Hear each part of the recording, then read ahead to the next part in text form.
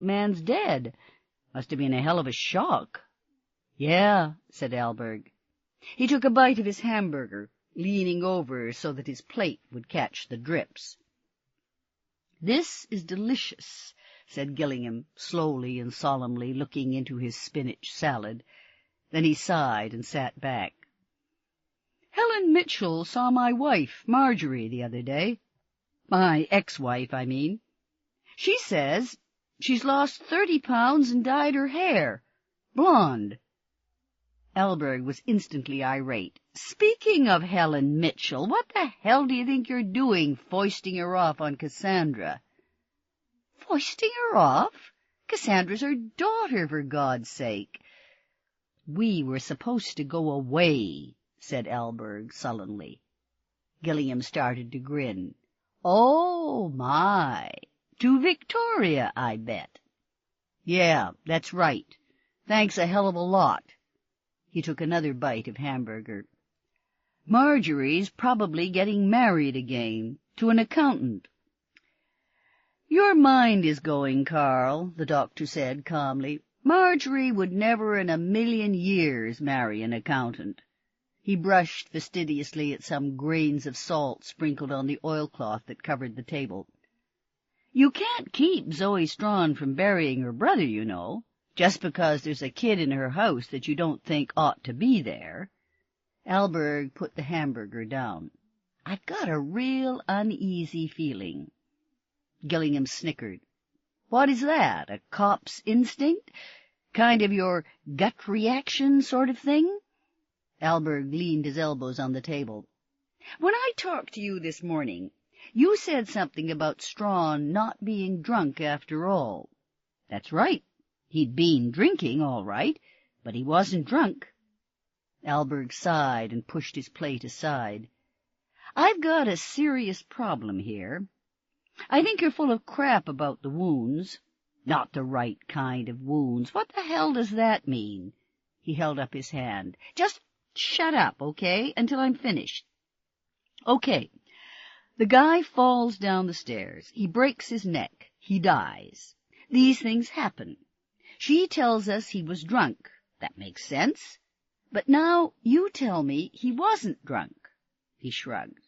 "Okay, so she was wrong. He'd been drinking, and he fell down her stairs, so she assumed he must have been drunk. I can accept that, too." He leaned forward. "But that kid really bugs me. What the hell is that kid doing there? She doesn't like him. He doesn't like her." "Okay," said Gillingham agreeably. "So she doesn't like kids. Lots of people don't like kids. But why did she haul him home with her instead of parking him with a friend?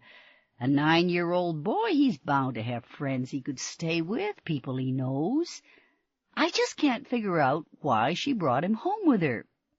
Gillingham looked at him curiously. "I don't know, Karl."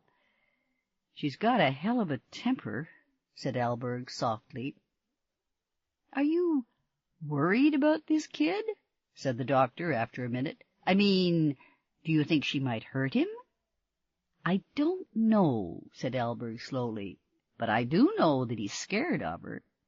"He is?" "Yeah." The doctor grunted. "Me too." Allberg pulled his plate back in front of him. He picked up his hamburger and immediately put it down again. "What do you mean, you two?"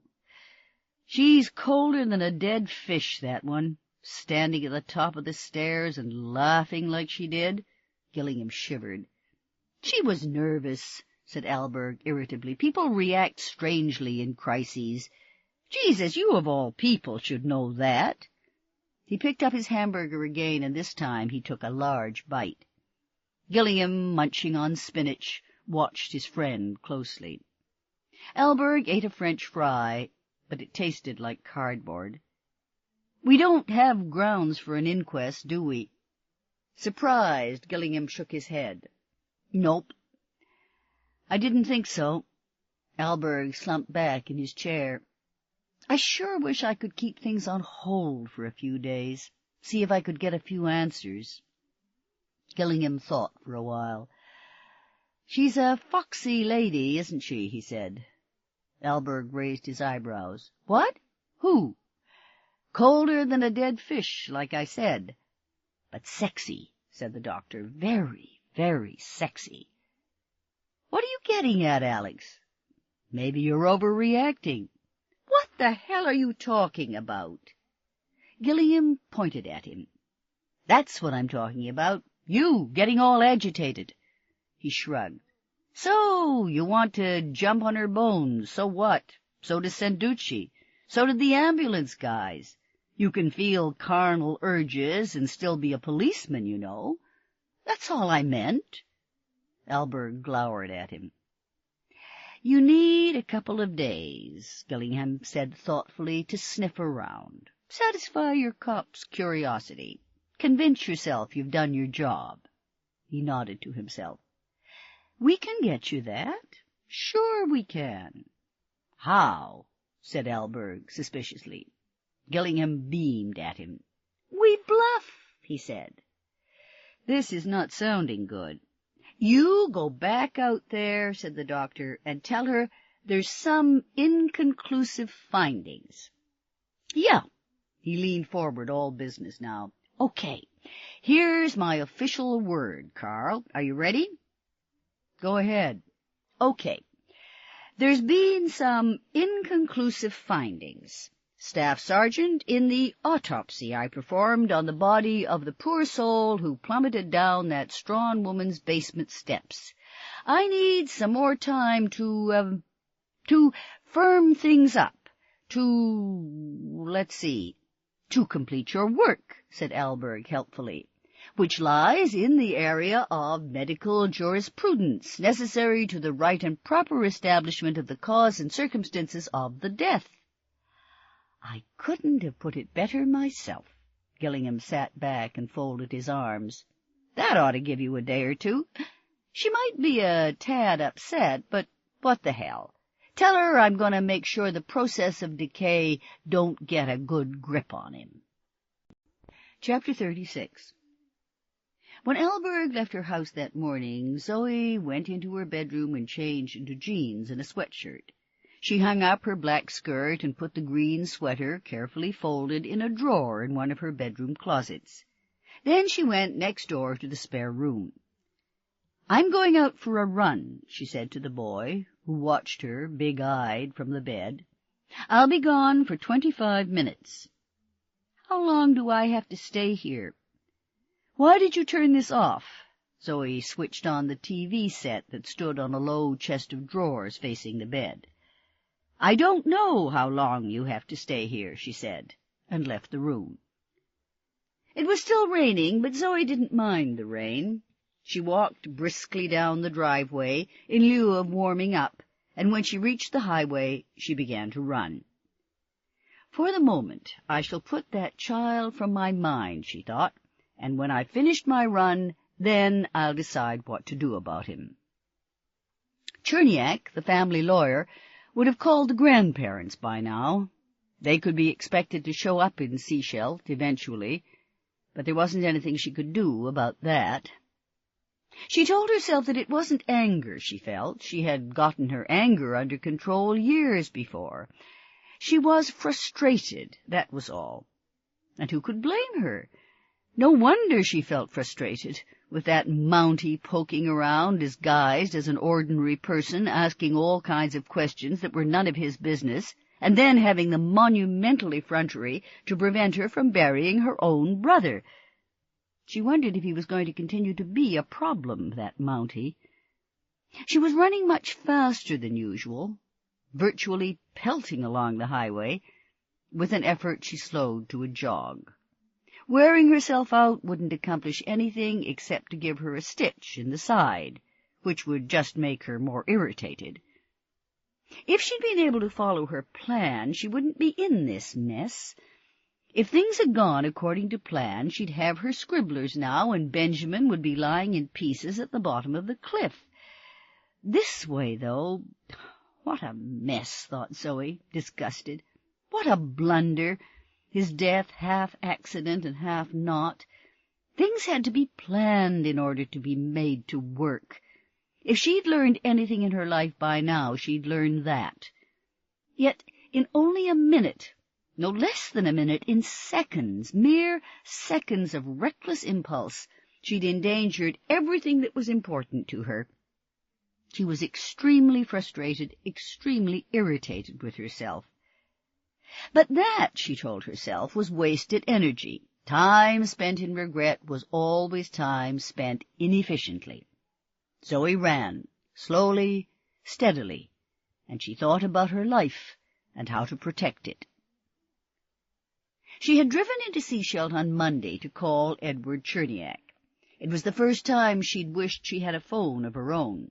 There wasn't a single payphone in town that was housed in a booth with a closing door. Most were stuck starkly on the walls of squalid restaurants. She finally found one in the middle of the shopping mall that at least offered a curved sheet of plexiglass as partial defense against eavesdroppers. The mall was full of teenagers who ought to have been in school. They lounged against the walls of the mall, bleak eyes staring from pale faces, smoking God knows what, and kissing each other. This, she thought grimly, was where that staff sergeant ought to be making himself busy. "I'm afraid Benjamin is dead," she told Cherniak, the lawyer, and waited while he gasped and murmured, "It was an accident. He was drunk and he fell down my basement stairs."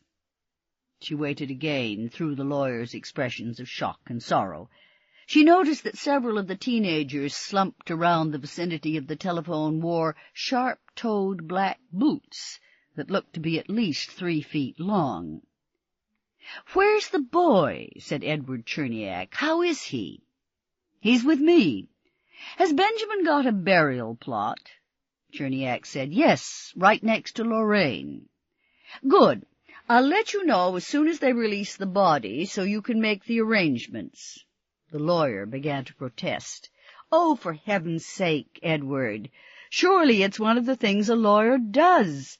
I have absolutely no wish to get involved in it myself." A lot of the teenagers, even the boys, had 2, 3, or more rings in their ears. Zoe thought they looked like people who had been purchased. She shivered with disgust.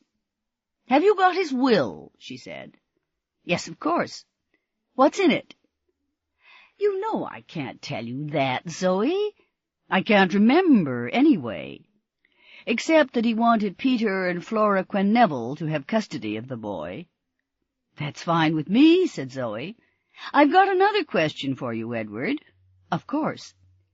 "Did Benjamin ever leave anything with you, a package, something he wanted you to keep for him?"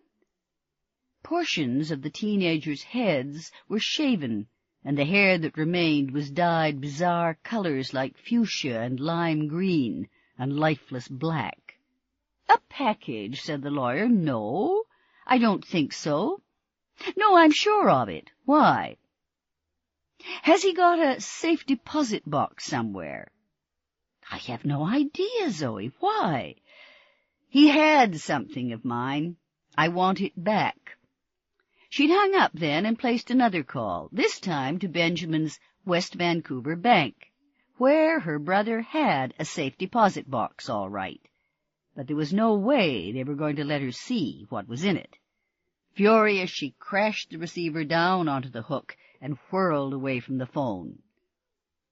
"Hey, lady," said a lethargic young male person wearing faded jeans stuffed into black boots and a worn black leather jacket over a black T-shirt with lettering on it. Zoe could read only 2 words, "suck blood." She stopped and stared at him. "Hey, can you give me some money?" Zoe gazed at him, incredulous. "Are you out of your mind?" she said. "Get out of my way, or I'll have you arrested." "For what?" he said plaintively to her retreating back. Now, the next day, she ran and ran in the hope that physical activity would wear off some of her frustration and prevent anger from happening. She had built herself a refuge. It had been her father's idea. Zoe ran easily, her legs pumping, her heart beating fast. It was gratifying to have confidence in your body, she thought. She liked the Douglas fir trees that clustered around the guest cottage and lined the edge of her property, because they protected her privacy. She liked the arbutus, because the bark peeled away to reveal shiny red skin, and their leaves didn't fall, even though they looked like the leaves of deciduous trees. She liked it that her living room and study faced west onto the patio. She enjoyed the fact that the other side of the house had no windows. She took great pleasure in the large amount of storage space in the basement, and often in her head ticked off the things she had packed away down there: case lots of canned foods and paper products, kerosene lamps and plenty of fuel, boxes of candles and matches, dozens of large plastic bottles of spring water. It was comforting to have plenty of money. Yes, she thought, running toward the Sitka spruce that loomed ahead at the halfway point in her run, all in all it was very satisfying indeed to have achieved so perfect a life. She couldn't have done it without her father.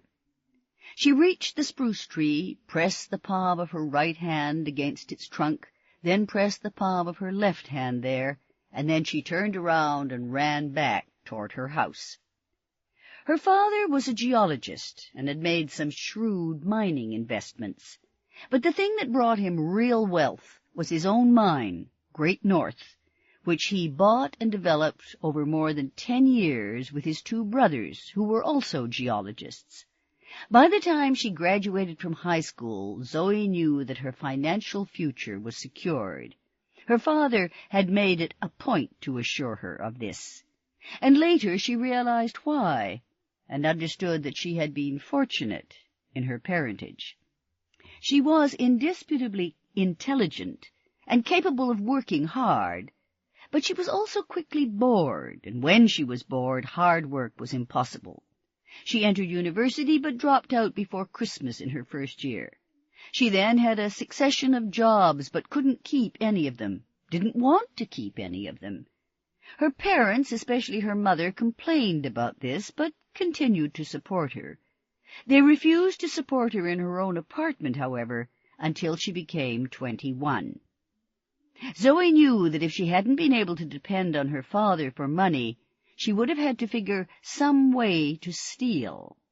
This would have made for a turbulent and disorderly life. She was glad that it hadn't been necessary. It was hardly raining at all now, she noticed as she neared the turnoff to her driveway. She left the highway and slowed to a walk, cooling down. She had gone from job to job and apartment to apartment during the years that her parents remained alive, and gradually learned what things gave her pleasure, what circumstances repressed her anger, what activities were capable of absorbing her attention. Her father watched her learn these things, and it was he who spoke to her about constructing for herself a sanctuary. Zoe had liked this notion very much. When they died, first her father, then her mother, she quit her current job, invested her inheritance shrewdly, and retired eventually to the Sunshine Coast. She glanced at the guest house as she passed it, and wondered when she'd need it again. It had been 6 months since the last time. But what with one thing and another, she thought, panting, striding toward her house, it was liable to be quite a while before she felt hungry for sex again. Inside she stripped and showered and put on her black skirt and green sweater again. Then she went to the spare room. "Come into the kitchen," she said. "I want to talk to you while I make lunch." "I could stay with Roddy," he said, in the kitchen. Zoe opened a can of chicken noodle soup, added a can of water, and set it on the stove to warm. "We have to have a funeral for your father." He slid down the wall until he was squatting. "I didn't find what I was looking for in your house," said Zoe, getting a loaf of bread out of the cupboard. She fetched tomatoes and lettuce from the fridge and began making sandwiches. "Where else should I look?" He didn't answer. She looked at him and saw that he'd hunched up his shoulders so that he looked as if he had no neck. "I live here," he'd said, after nearly scaring the wits out of her, and it had turned out to be true. She'd sat him in a chair where she could keep an eye on him and told him to stay put. Then she locked the door, pocketed the key, and set about searching Benjamin's study. She searched the desk, the filing cabinets, the bookshelves. Her hands became grimy and sticky. She searched for an hour, 2 hours, 3. The back of her neck was sweaty under her hair. She felt as if she were smothering under the weight of somebody else's life, and she found not a trace of her scribblers. She learned that since the death of Benjamin's wife, the house had been mortgaged and mortgaged and mortgaged again, that stocks had been sold, bonds had been sold, retirement savings plans given up for cash. And she learned that 7 years earlier Benjamin and Lorraine had adopted a 2-year-old child. There were also files filled with spotty correspondence with employers and potential employers.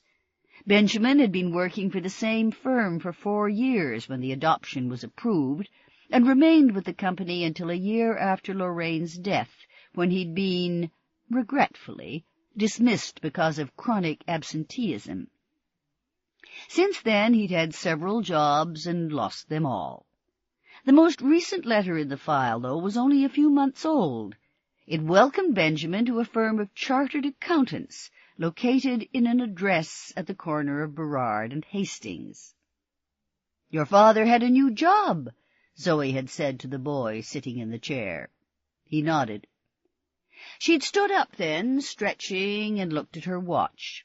She had to leave right away to catch the last ferry. She stared at the boy, thinking.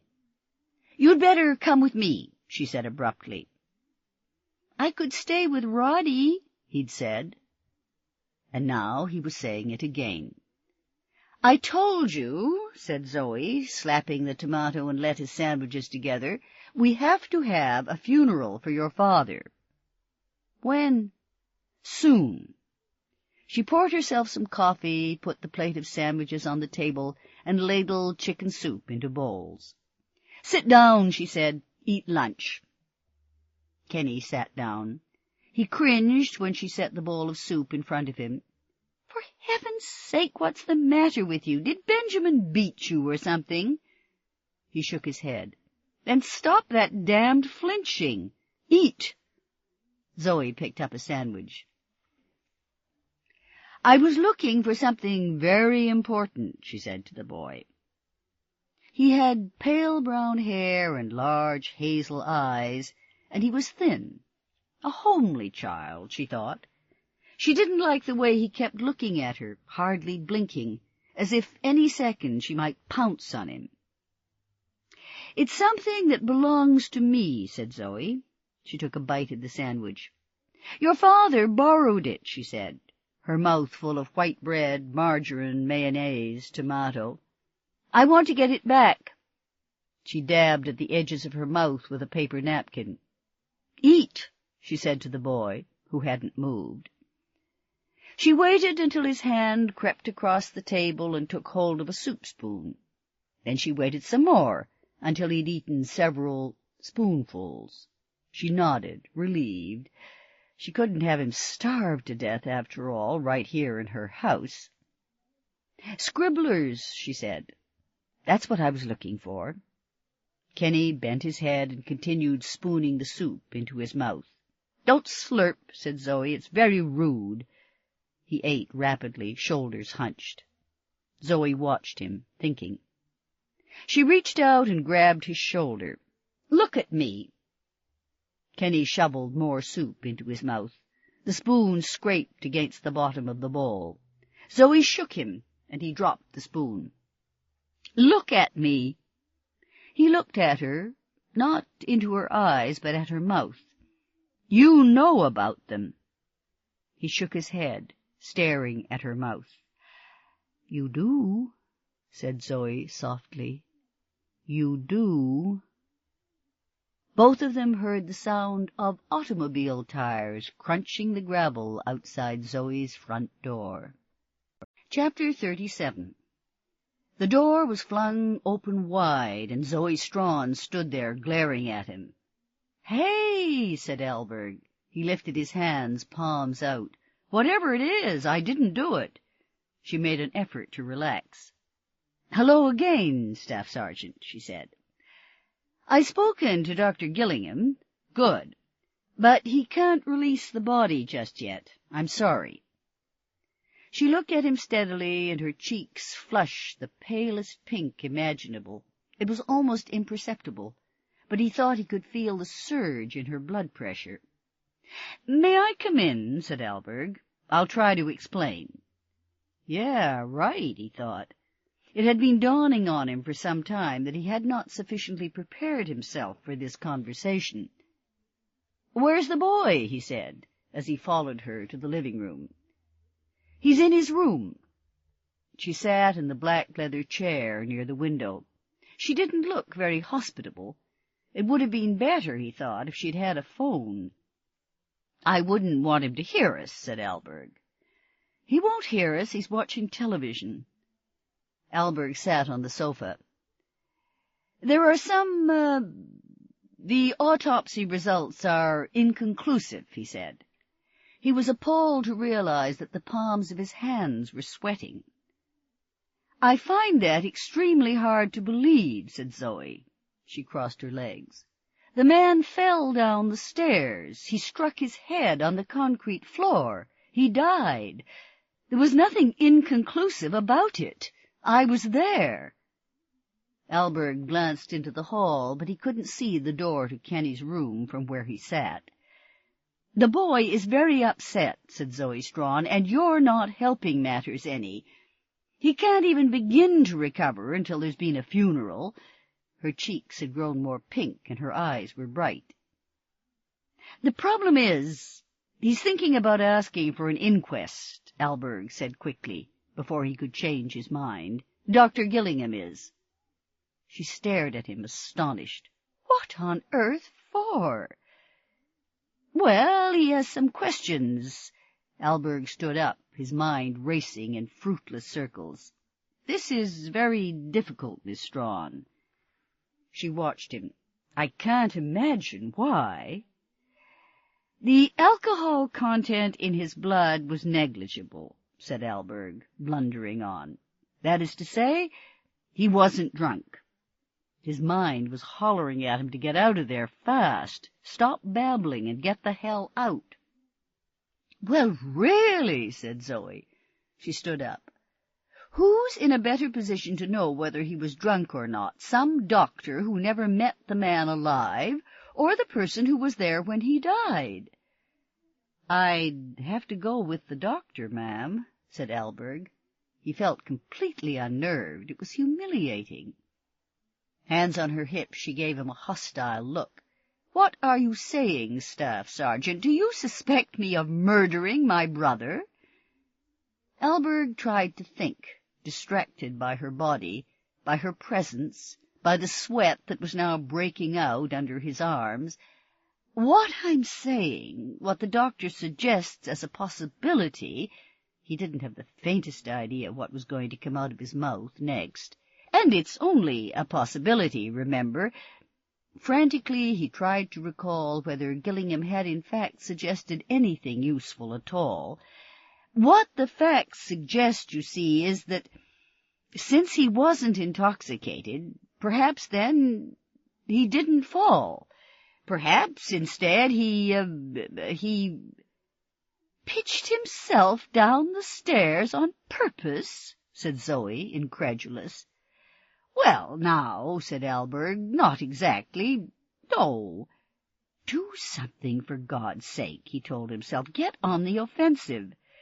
"Probably not," he said. "But after all, you didn't actually see him fall," he said. What do you mean?" "You were here, weren't you, in the living room?"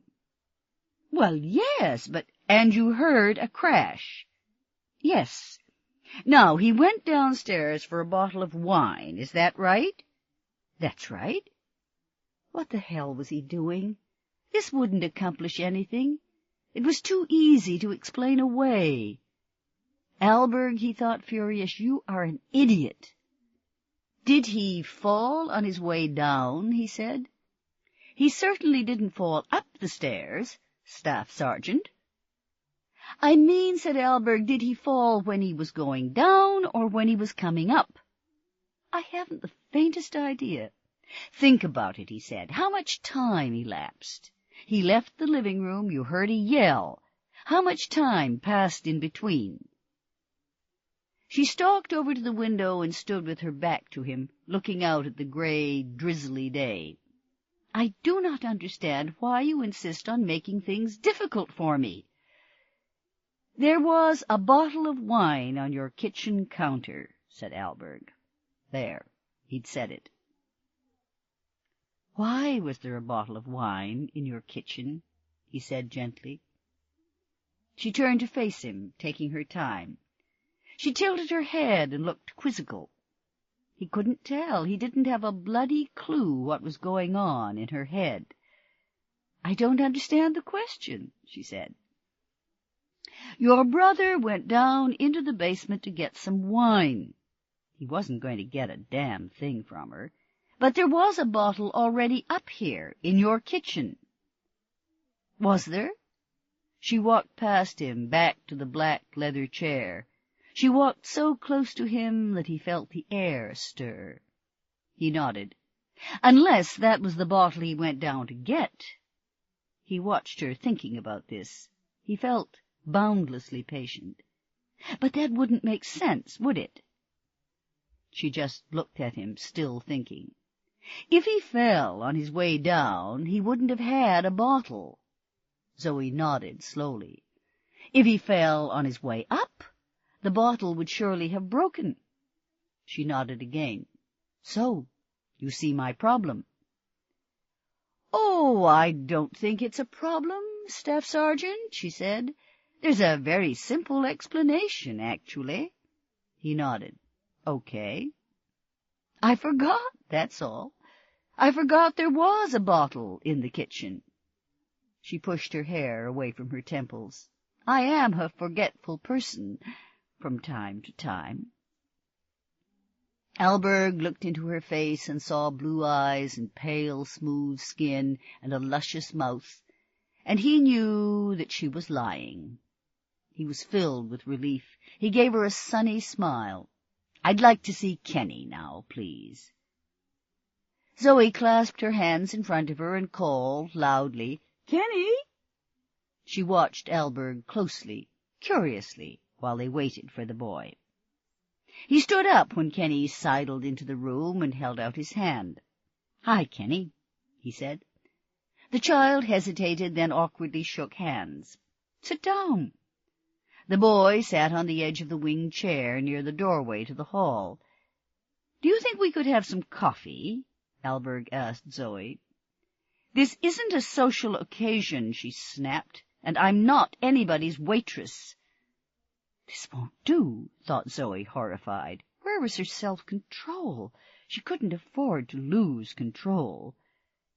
She inhaled slowly, deeply, and told her body to relax. I beg your pardon, she said quietly. That wasn't very hospitable. Allberg smiled at her. She let his smile penetrate her skin. It's all right, he said. I drink too much coffee anyway. He moved to the end of the sofa so as to be closer to the boy. I want to ask you some questions, Kenny. Okay? About my dad? The boy's glance flickered around the room. Zoe felt it bounce off her face like a bird against a window pane. People don't know he's dead yet, do they? He said. What do you mean? Said Allberg. Roddy doesn't know it. Roddy's my best friend. He was picking at the fabric of the chair with thin, nervous fingers. I could stay with him, I bet. He probably wonders where I am. Maybe you could phone him, said Allberg. She doesn't have a phone, said Kenny. And I don't think Grandma and Grandpa know either, he said, picking away. Zoe bit the inside of her mouth to prevent herself from telling him to leave the damn chair alone. It was exceedingly difficult to concentrate on the policeman with his wretched child in the room. "Your Grandma and Grandpa, where do they live?" said Allberg, getting a notebook and pen from his inside jacket pocket. "In Winnipeg," said Kenny. He tucked his hands into his armpits. "We went to see them once, but usually they come to see us." "What's their last name, Kenny? Do you know?" "Sure I know. It's Quenneville. Grandpa's first name is Peter, and Grandma's first name is... I forget."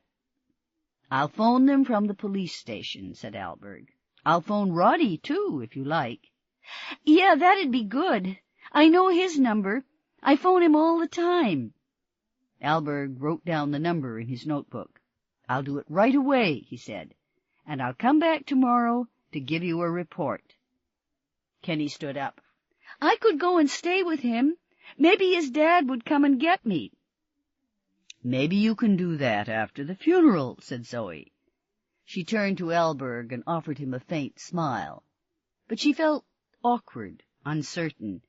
She was furious with the boy for somehow robbing her of grace and confidence. "Flora," said Kenny. "Grandma's name is Flora." "Okay," said Allberg. "Got it." He stood up to leave. "Can I come with you?" said the boy. "You'd better stay with me, I think," said Zoe, making her voice soft, "until your grandparents come for you." She got up and went over to stand behind him, one hand on his head in what she hoped looked like a gesture of affection. "I'm quite sure they'll come for you, once the staff sergeant has spoken to them. Aren't you, Staff Sergeant?" His face was suddenly closed to her. She felt a spasm of irritation. Then he winked, and she was dumbfounded, then furious. "I'll be back," he said to the boy, "tomorrow." "Promise?" "I promise," said Allberg, his eyes on Zoe. Chapter 38. Allberg returned to the detachment to find the place reeking of vinegar and the waiting room choked with elderly persons, some of whom appeared hostile. "You should use the back door sometimes," said Isabella. "What the hell's all this?" muttered Allberg. "Who are these people?" "They're here to see you. If you'd use the back door sometimes," she said again, as a few of the visitors began ominously shuffling their feet, "I could deal with this kind of thing better." "Where's Sid?" said Allberg. "I can't handle this now. I've got to make a phone call." "One of them is Horace Orlitsky," said Isabella. "Ramona's boy. Come all the way from Cache Creek." "Oh, shit." "Excuse me, sir." A man of about 75 approached the counter.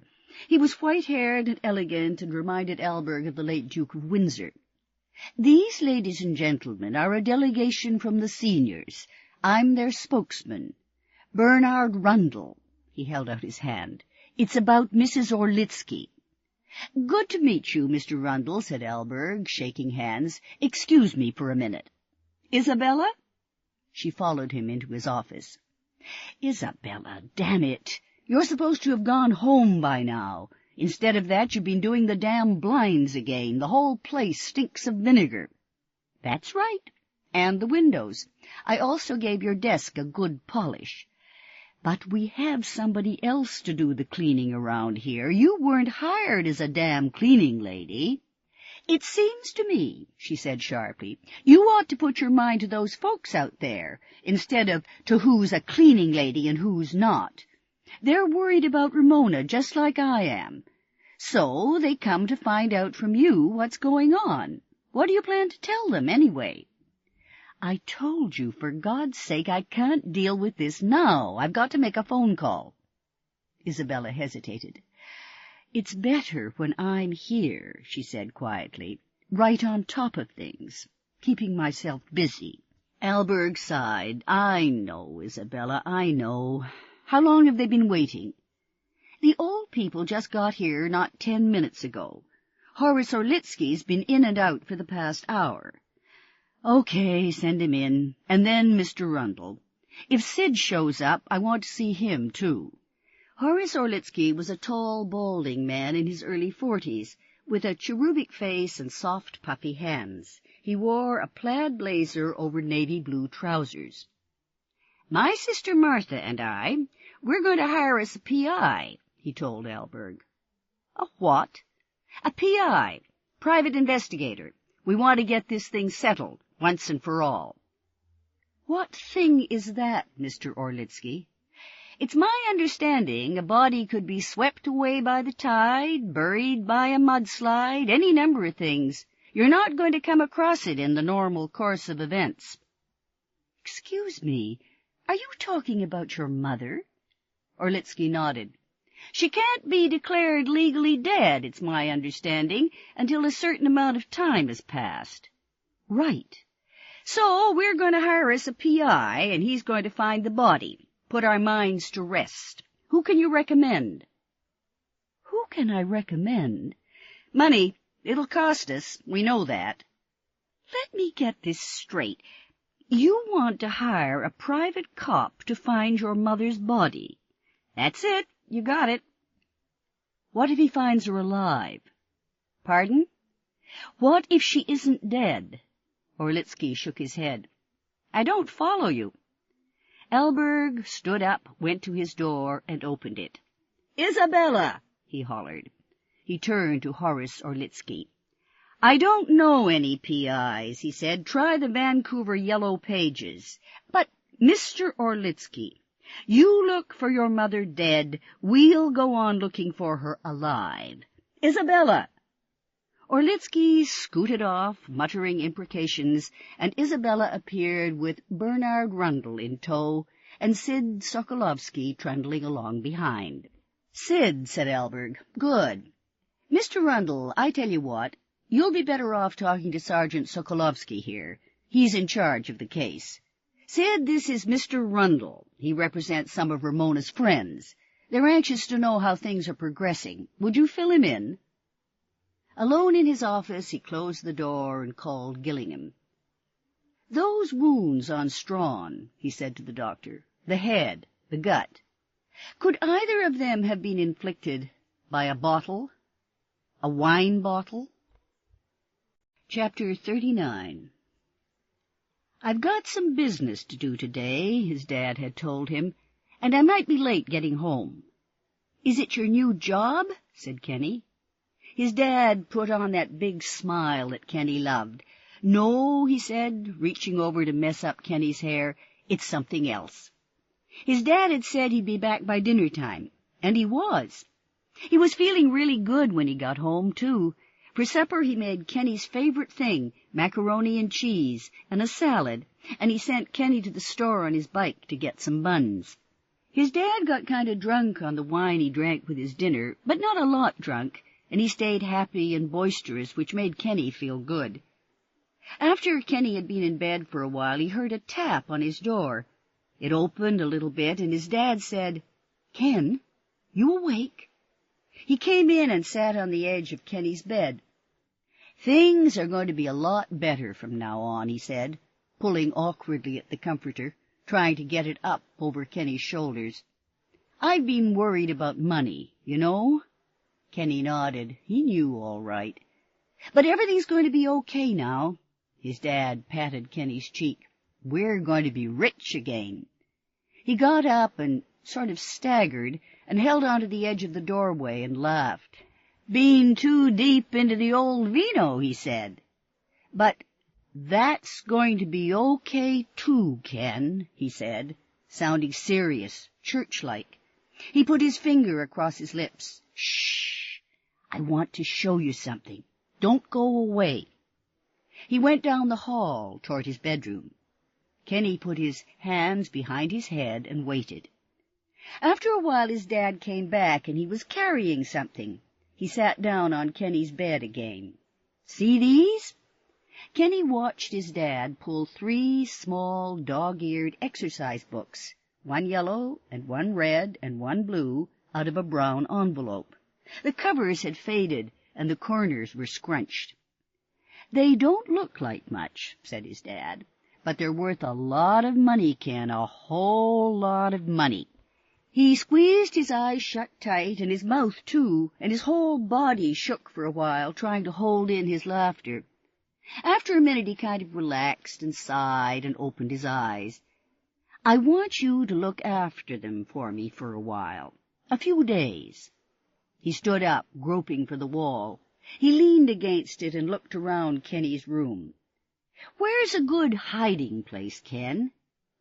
"Why do you need to hide them?" said Kenny. His dad frowned up at the ceiling. "I probably don't, but I'm going to do it anyway. So where's a good place?" Kenny had shown him the hole in his closet where the wall was a little bit bashed in. His dad put the exercise books back in the brown envelope and put the envelope in the hole. "Good," he'd said, scrambling unsteadily to his feet. "Good." He took Kenny by the shoulders. "Don't tell anybody they're in there," he said, sounding solemn and mysterious. "Not anybody. Promise?" And Kenny had promised. 2 days later his dad went away on business again. This time he didn't get home for supper.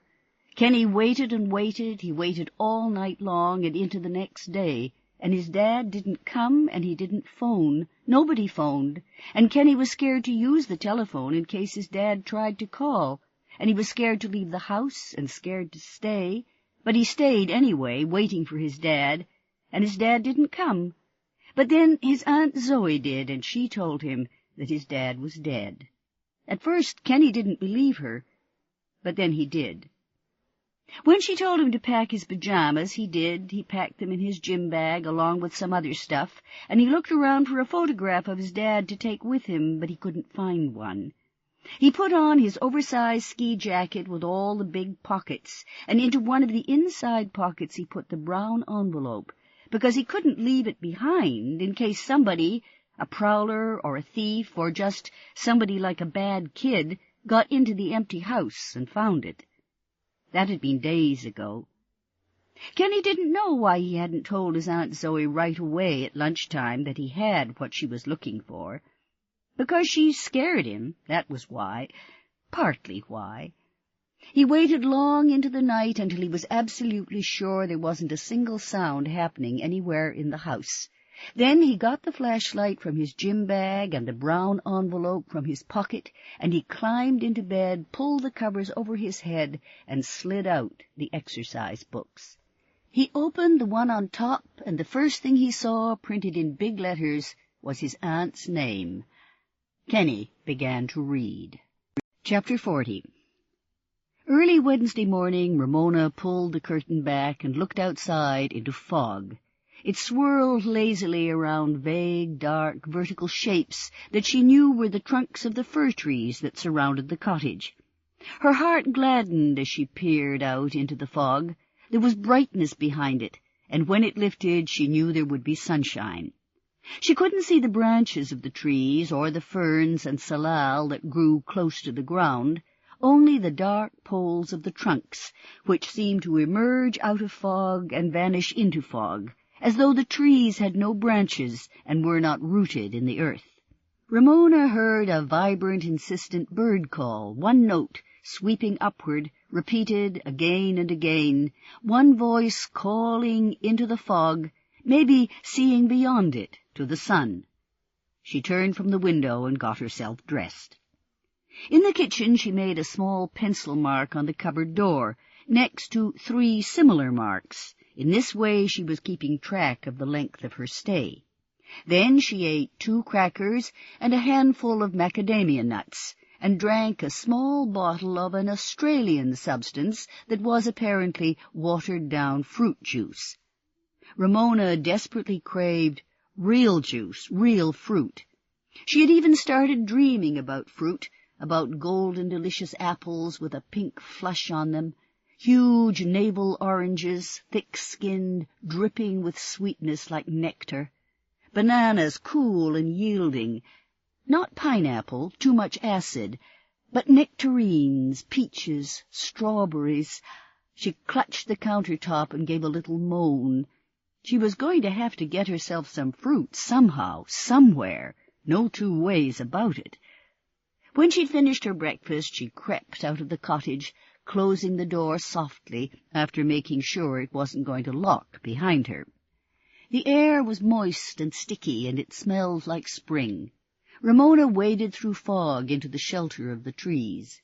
She felt wonderfully joyous and tried to give one of the trees a hug, but she couldn't get her arms all the way around its trunk. She rubbed her cheek gently against the rough bark and smelled the spicy fragrance of the branches rustling up there above her. She saw a flash of bright blue and heard the indignant, raucous cry of a Steller's jay and wondered what had happened to her bird book. She kept it handy by the window all the time, with a pair of binoculars right next to it. She used the binoculars mostly for looking at things out on the water, various kinds of boats and so forth, but it was useful for birds, too. My goodness, she thought, dazed, clinging to the fir tree. I don't know where the ocean is. Ramona hung on tight, waiting. The fog was dense and suffocating. It was malevolent. It seemed to mock her. She felt threatened, panicky. But she kept on waiting, not knowing what she was waiting for, obeying some instruction she couldn't remember getting. And then, abruptly, she knew again where she was, who she was. It was like having somebody stop sitting on your chest, she thought, as she hung onto the tree, panting slightly. It was like pushing with all your might against an immovable object, which suddenly gives way. Losing yourself, then finding you again. She felt a flood of terror that made her start to sweat. She thought about going into town for fruit and library books and having lunch with Isabella, and at the end of the day going to bed in the hospital. Ramona pushed herself slowly away from the fir tree and rubbed her arms. She'd had a week, and it was a week she'd never expected to have. She was very glad she'd taken it. She wondered how the nurses would react when she walked back in there, bold as brass. She fastened the top button of her coat, shook her head wearily, and headed toward the driveway. When she got there, she stood still, uncertain because of the fog which way to start walking, and then she realized that she had changed her mind. She wasn't ready to go back, after all. Not just yet. She left the driveway and sat down on the damp ground, leaning against a tree. What's the worst thing that could happen to me? She asked herself. She could forget she'd put something on the stove to heat and end up setting fire to the place. She flinched, thinking about it. She'd done it twice now. She hadn't set fire to the place, but she'd completely forgotten the pot on the stove until it boiled over. She had been certain that such a thing couldn't happen again, but it had happened again, the very next day. All right, she told herself. What to do about that is easy. I'll stop using the stove, that's all. I'll unplug it from the wall, is what I'll do. Now, what else bad could happen? She felt a sickening lurch of dread and tried to turn away from it, but couldn't, and finally she said out loud, I could forget what I'm doing and where I am, and this time not ever get myself back again. Ramona leaned back against the tree trunk. Obviously she'd be a lot better off in the hospital when that happened, if it happened, than out wandering around the world on her own. All right, she thought. What would I want to happen if I forgot who I was when I was out in the world on my own? She would want somebody to take her back to the hospital, to Dr. Gillingham. She thought, what can I do to make sure that what I want to happen happens? She could write a note explaining her situation and pin it to the front of her coat. But what if her memory vanished while she was in bed? She'd write several notes, she decided, and pin one on her coat, one on the sweater she always wore, and one on Marcia's nightgown that she'd borrowed. It would be damned humiliating going around wearing notes all the time, but it was protection, necessary protection, against herself. She hauled herself wearily to her feet and glanced up the driveway toward where she knew the big house stood, shrouded now in fog and sea mist. She wondered if the Strachan woman might go out today and leave her door unlocked for once. She was bound to have fresh fruit on hand, a fitness-type person like that, going jogging all the time. Ramona became aware of a sound. Not a bird, not the nearby ocean, not a genial breeze come to sweep away the fog. She tilted her head, concentrating, and watched and waited, wondering why she wasn't trying to hide herself. A shape began to materialize, and Ramona saw that it was a small boy, hurrying. He was enveloped in a large jacket and had something clutched to his chest. He didn't see her as he scurried along. He was looking down intently, as if afraid the ground would disappear if he didn't keep an eye on it. "Hello," said Ramona, and the boy skittered sideways away from the sound of her voice, and spotted her standing in the fog on the edge of the driveway, and stopped in his tracks. When Kenny had finished reading the Scribblers, he switched off his flashlight and lay for a long time in the dark under the covers. He couldn't hear anything except his heart, which was beating so fast that he thought it might be trying to pound its way right out of his chest. He had to get out of there, but he was too scared to move. He'd have to move, though, because he had to get out of there, that was for sure. After a while he pulled the covers down very slowly, about 2 inches. Nothing happened, so he pulled them down some more, and eventually he was peering over the top of them. The room was totally black. Kenny blinked his eyes.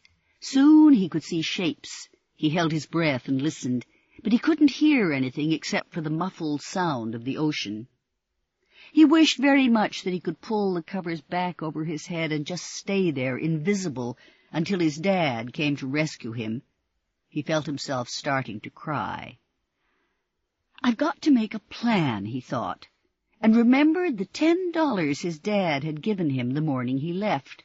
"If I'm not back by the time you get home from school, buy yourself a pizza," his dad had said.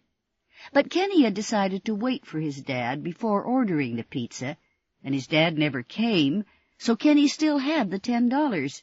That ought to be enough to pay for the ferry ride, he thought. Very carefully he crawled out of bed and tiptoed around the room, collecting his stuff, hunched over, hardly breathing. He put his things in the gym bag, leaving behind the clothes his Aunt Zoe had bought for him. He shivered and pushed her out of his mind. He got dressed, slowly, quietly. He'd never been so quiet in his life. Then he put on his jacket and sat down on the floor by the window to wait for the sky to get a little bit light. It was a long way to the ferry, but he could walk there anyway. He knew he could. Maybe somebody would offer him a ride for part of the way. Maybe he could hitchhike. But people didn't like seeing kids hitchhiking. They'd probably ask a lot of questions about where he was going and where he lived, and did his dad know he was hitchhiking, so that wouldn't be a good idea.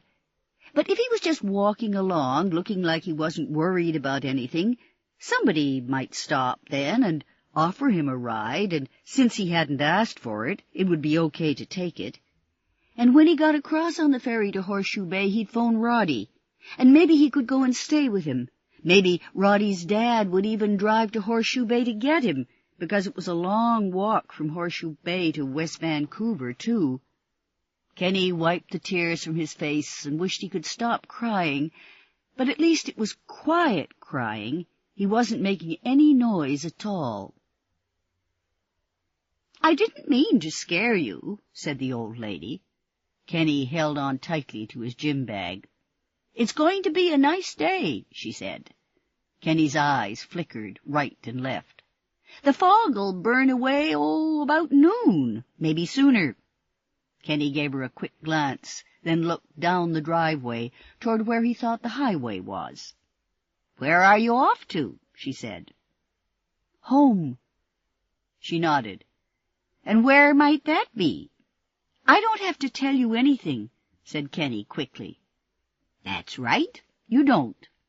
He started moving away. "Can I ask you a favor?" she said. "I've got to go," said Kenny. "If anybody asks you if you've seen me, will you please tell them no?" Kenny stopped. "Why?" "Can you keep a secret?" Reluctantly, Kenny nodded. "I ran away." Kenny frowned. "From where?" "A place where they keep old people." "What do you mean?" said Kenny, skeptical. "A place where they keep old people." "I went back to my own house, but they came looking for me there. So now," she said, spreading her hands, "I'm staying here." "In the woods?" said Kenny. She hesitated, then pointed across the driveway. Kenny turned and peered through the fog. "Where? What?" "There's a little house there." Kenny walked close enough to be able to see it. Then he went back to the driveway. He stared at the old lady. She looked weird with that big old coat and her gray hair all tangled, but her face was calm and friendly. She looked weird, but she didn't look like a crazy person. His Aunt Zoe now, she was a crazy person, but his Aunt Zoe didn't look weird at all. "Did you really run away?" he asked the old lady. "Yes, I did." She looked off into space, figuring something. "I believe it was just 1 week ago," she said. "Are the people who are looking for you, are they mad at you?" "I don't think so. I think they're probably just worried about me." Kenny nodded. "Yeah, my dad, he'd have worried if I'd have run away." He hugged the gym bag tight. "He died, though." "Who, your dad?" Kenny nodded. "That's terrible," said the old lady. Kenny heard in the distance a quick crunching noise. He looked into the fog, straining to see. "Oh, please, God, help me," he said inside his head, and he dropped the gym bag onto the ground and fumbled with the zipper. "Here," he said to the old lady, thrusting the brown envelope toward her. "Oh, please, hide this. Please, hide it." The old lady took the brown envelope from his outstretched hand. She looked puzzled and started to say something, but then he could see in her face that she was hearing the crunching noise too, and she didn't speak. She listened hard. The noise was getting a lot louder, and then suddenly his Aunt Zoe emerged out of the whiteness with fear on her face that turned to relief and then anger when she saw him. "What do you think you're doing?" she said to him in a furious whisper, as though she didn't want to talk loudly in the fog. He looked quickly at the old lady, but she wasn't there any more. "Where do you think you're going?" said his aunt, taking him by the arm. He wondered if she'd been there at all. His Aunt Zoe propelled him around and back up the driveway towards the house. Kenny looked backward over his shoulder, but he couldn't see the old lady. He couldn't see anything but the swirling fog. Chapter 41. Allberg woke early Wednesday morning. He lay with his hands behind his head, staring up at the ceiling of his bedroom. It was still dark outside, and he could see only dimly. The cats were sleeping at the end of his bed, entwined like lovers. Allberg lay quietly, shuffling his thoughts, trying to make sense of them. "Sure," Gillingham had said. "A wine bottle could have done it. Either one. The head wound, the bruise on the stomach. But so could a lot of other things, much as I hate to tell you this yet again, including, as you yourself pointed out, falling down the damn stairs." It was pure bad luck that the fall had killed him, thought Allberg. He might easily have just broken a leg or an arm, or nothing at all. As a method of committing murder, shoving somebody down the stairs left a great deal to be desired. But if it was an accident, why had she lied about the wine bottle? All right, he thought. Say she did it. How did she do it? Her brother's standing at the top of the stairs. He's going to go down to get the wine. He says something, who knows what, that makes her mad. She loses her cool and heaves him down. Unluckily for her, he dies. She decides to pretend it was an accident, which it almost was, thought Allberg, if in fact that's the way it happened. Or she planned it out, lured him to her house, bopped him on the head with the wine bottle, then threw him down the stairs to make it look like an accident. But why, for Christ's sake? Allberg sat up in bed. He rubbed his scalp vigorously. No bloody way he could ever prove anything if he hadn't decided what to believe himself. And what's all this speculation got to do with the boy, with her anger toward the boy, and his apparent fear of her? I need more information, he muttered. He peered at his bedside clock. 6:30, 8:30 in Winnipeg. He reached for the phone. He'd tried several times the previous evening to call Kenny's grandparents, but the line was continually busy. This morning, though, he got through. It turned out that they already knew about Benjamin Strawn's death. Strawn's lawyer, who'd gotten the news from Zoe, had called them Monday afternoon. "He told us Kenny's with his aunt," said Peter Quenneville. "Of course we want to talk to him, but the phone company keeps on telling me she doesn't have a phone, if you can believe that. I was just getting to my wits' end here. I was just getting it in my head to call you people, as a matter of fact." "He's okay," said Allberg, "but I know he'd like to talk to you. I'll tell Miss Strawn to get him to a phone this afternoon." "We're coming out there," said Kenny's grandfather. "The wife won't fly. We'll get the train out of here tomorrow. It'll land us in Vancouver Saturday, supposedly at 10 in the morning, but it's always late. So hold off on the funeral till then, will you? And listen," he said, not waiting for a reply, "tell Kenny not to worry. His granddad's on his way. Tell him that." Allberg imagined him tall and sturdy, with a straight back and a lot of thick white hair. "I'll tell him, Mr. Quenneville. By the way, have you ever met Zoe Strachan?" "Never," said Peter Quenneville. "Never met her. Why? What's she like?" Allberg hesitated. "Cold," he said finally. "She's cold." "It figures. It figures. God damn it, isn't there somebody else Kenny can stay with until we get there?" "Maybe," said Allberg, reaching for his notepad and pen, which were on his night table. "I'll see what I can do. Meanwhile, can you give me the name of the lawyer who called you, and his number?"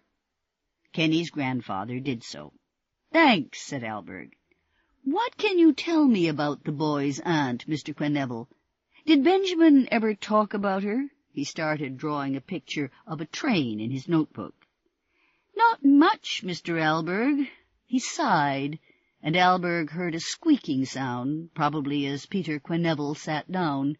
Allberg figured he was talking from the kitchen of his house. His wife would be nearby, listening worriedly. "I liked Benjamin, you know, but he was woolly-headed, a bit of a dreamer. He had a hard time holding a job. Lorraine came into some money when her grandfather died. Oh, it must be 20 years ago or more, and she handled it well, made it last. But after she died, well, he just pissed it all away," he said heavily. Allberg drew smoke coming from the engine, even though that didn't happen any more. "He'd talk about his people now and then," Quenneville went on. "His mom and dad, that is. Warmly, good memories.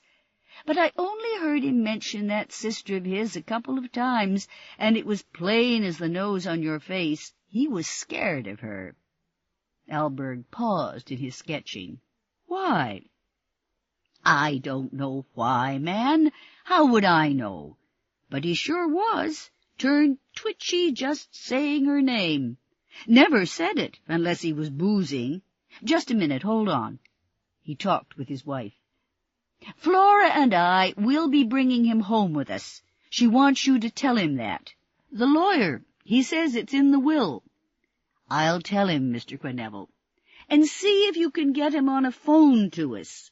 I will, said Allberg. His train now had an engine and 8 cars.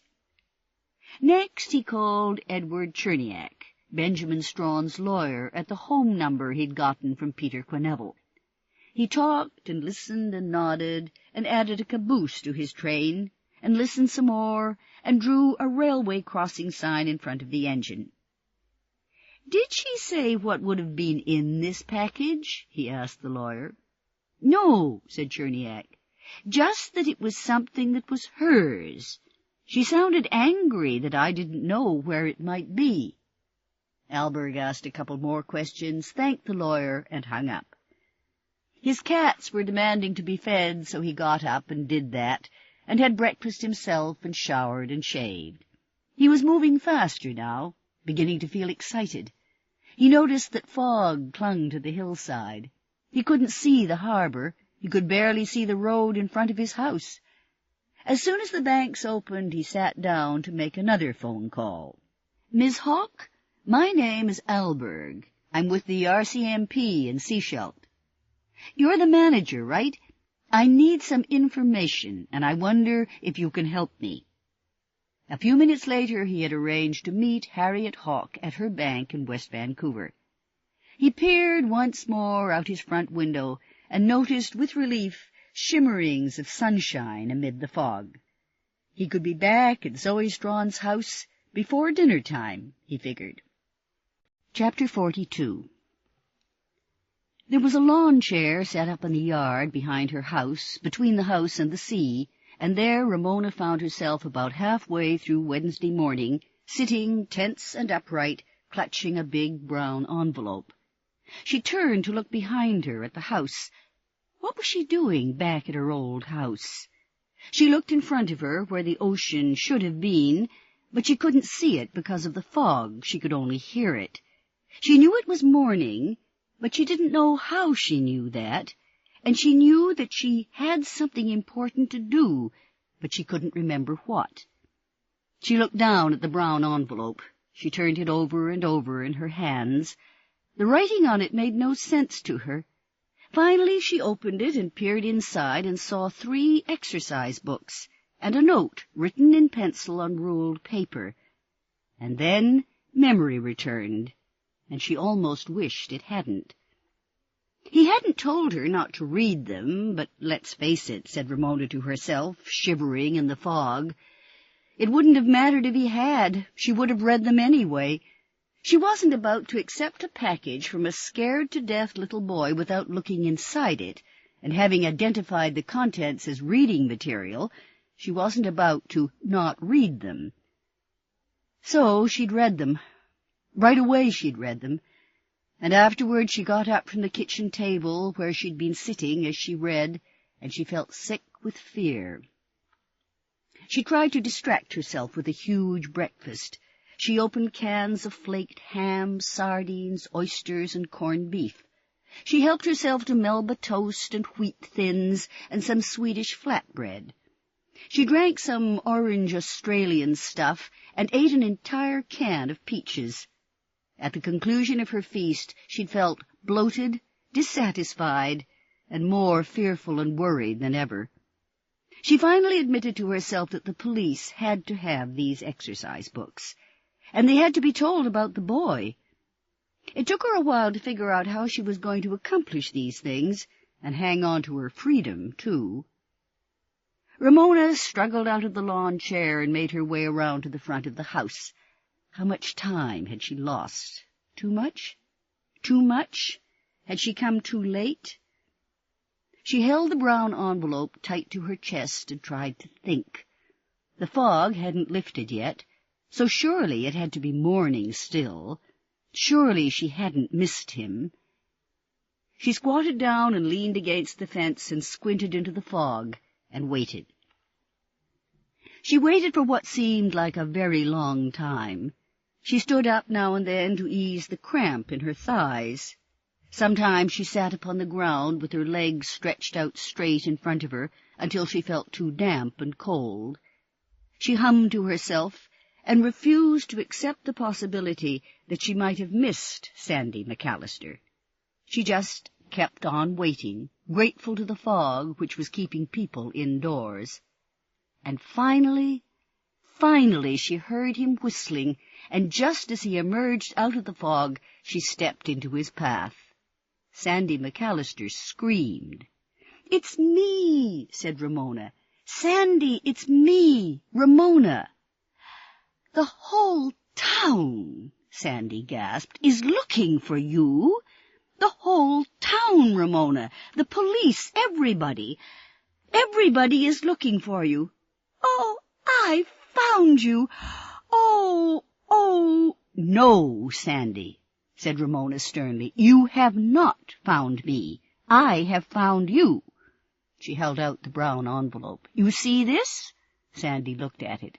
"You see what it says on the front of it?" "Head of Detachment, Seasheld RCMP," Sandy read aloud. "You look a sight, Ramona. You really do." "I want you to deliver this," said Ramona. She thrust it at him, and Sandy backed away, clutching at his mail-bag. "I can't deliver it," he said. "You deliver it." "Come on," he said excitedly. "I'll go with you. Come on, Ramona." "I'm not going anywhere," said Ramona. "Take it," she said, poking him in the stomach with the brown envelope. Sandy McAllister raised both hands in the air. "I won't," he said. Ramona, furious, smacked him on the shoulder. "Take it! Deliver it! What kind of a mailman are you, anyway?" "I can't, Ramona," he pleaded. "They're looking all over the place for you. They'll be some mad if I waltz in there with a package from you that's got no stamps on it. 'Where did you get this?' they'll say to me. And what'll I tell them? I found it on the street or something?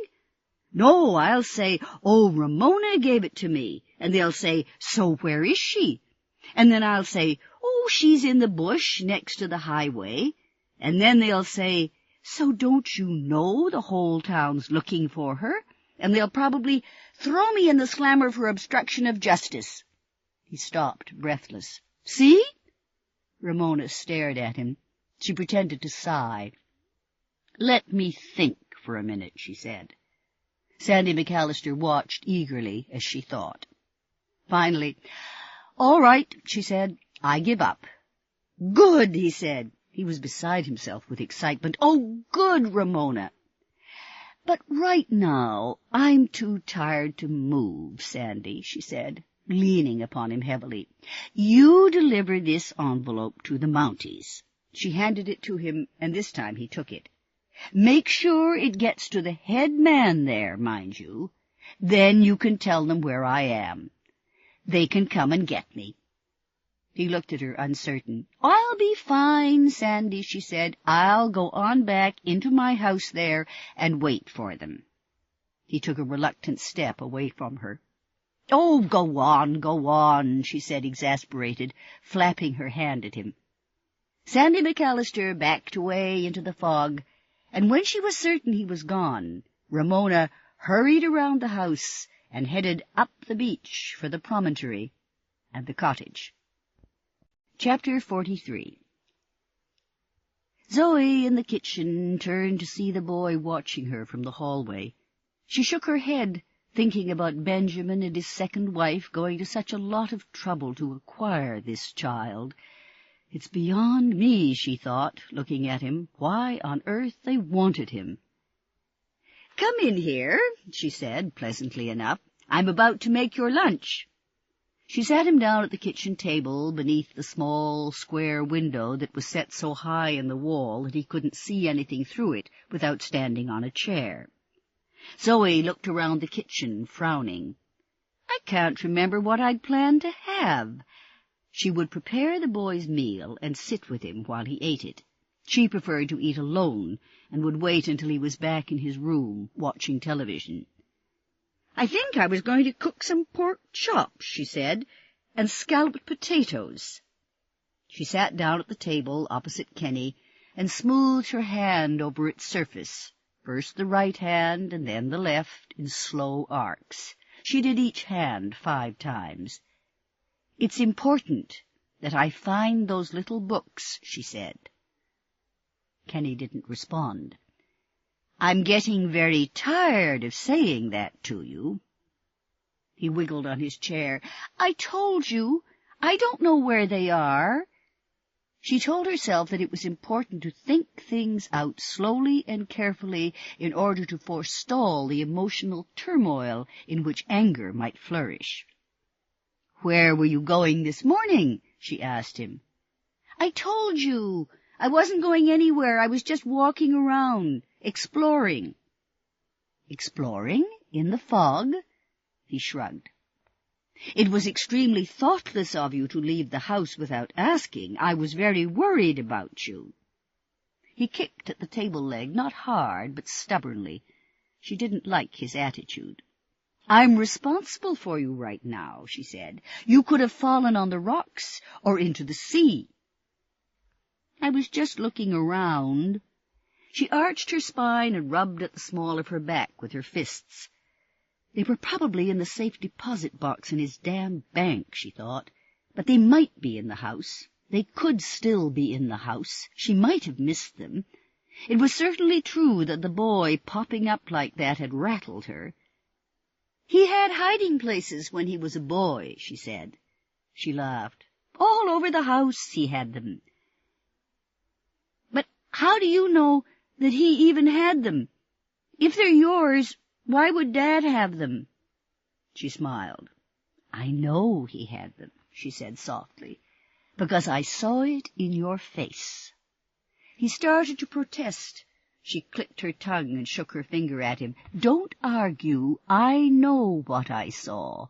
But you're right about one thing. He shouldn't have had them. He most certainly should not have had them." She leaned across the table. "He stole them. That's how he got them." "My dad wouldn't steal. You can't say things like that." His face was red and angry, even though Zoe could tell that he was still afraid of her. She looked at him impassively. She sat back. "Maybe you're right. Maybe he just found them somewhere, in an old trunk or something. Anyway, it doesn't matter. He was going to give them back to me. That's the important thing. And it isn't fair that I shouldn't be able to get them just because he died before he could give them to me." "How do you know that he was going to give them to you?"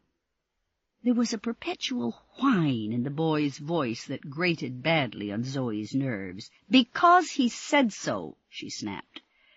Kenny looked uncertain. "When he came to my house," she said. "That's why he came to my house." "How come he didn't bring them with him, then?" "Oh, for heaven's sake!" She stood up and went over to the refrigerator, wrenched open the door, and got a package of pork chops from the freezer. She tossed them onto the counter next to the microwave oven. She went back to the table and squatted down next to him. "Your business is to help me find my scribblers. They're somewhere in that house. Your business is to help me find them." "I don't know where they are," he said. "I really don't." She gazed at him.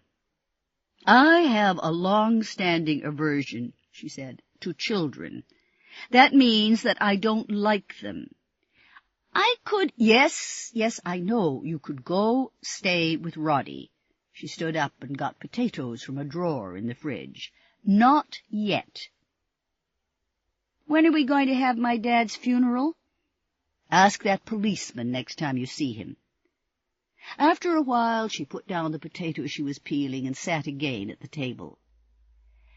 "You know," she said thoughtfully, "I don't think I've told you what's in those little books." "I don't care," said Kenny. "It's all right. They're books I wrote things in when I was a child. You don't have to tell me anything. I called them my scribblers. That's what they were, scribblers, exercise books." The boy became silent. "I wrote stories in them, you know?" Do you understand? Made-up stories, like stories you read in books.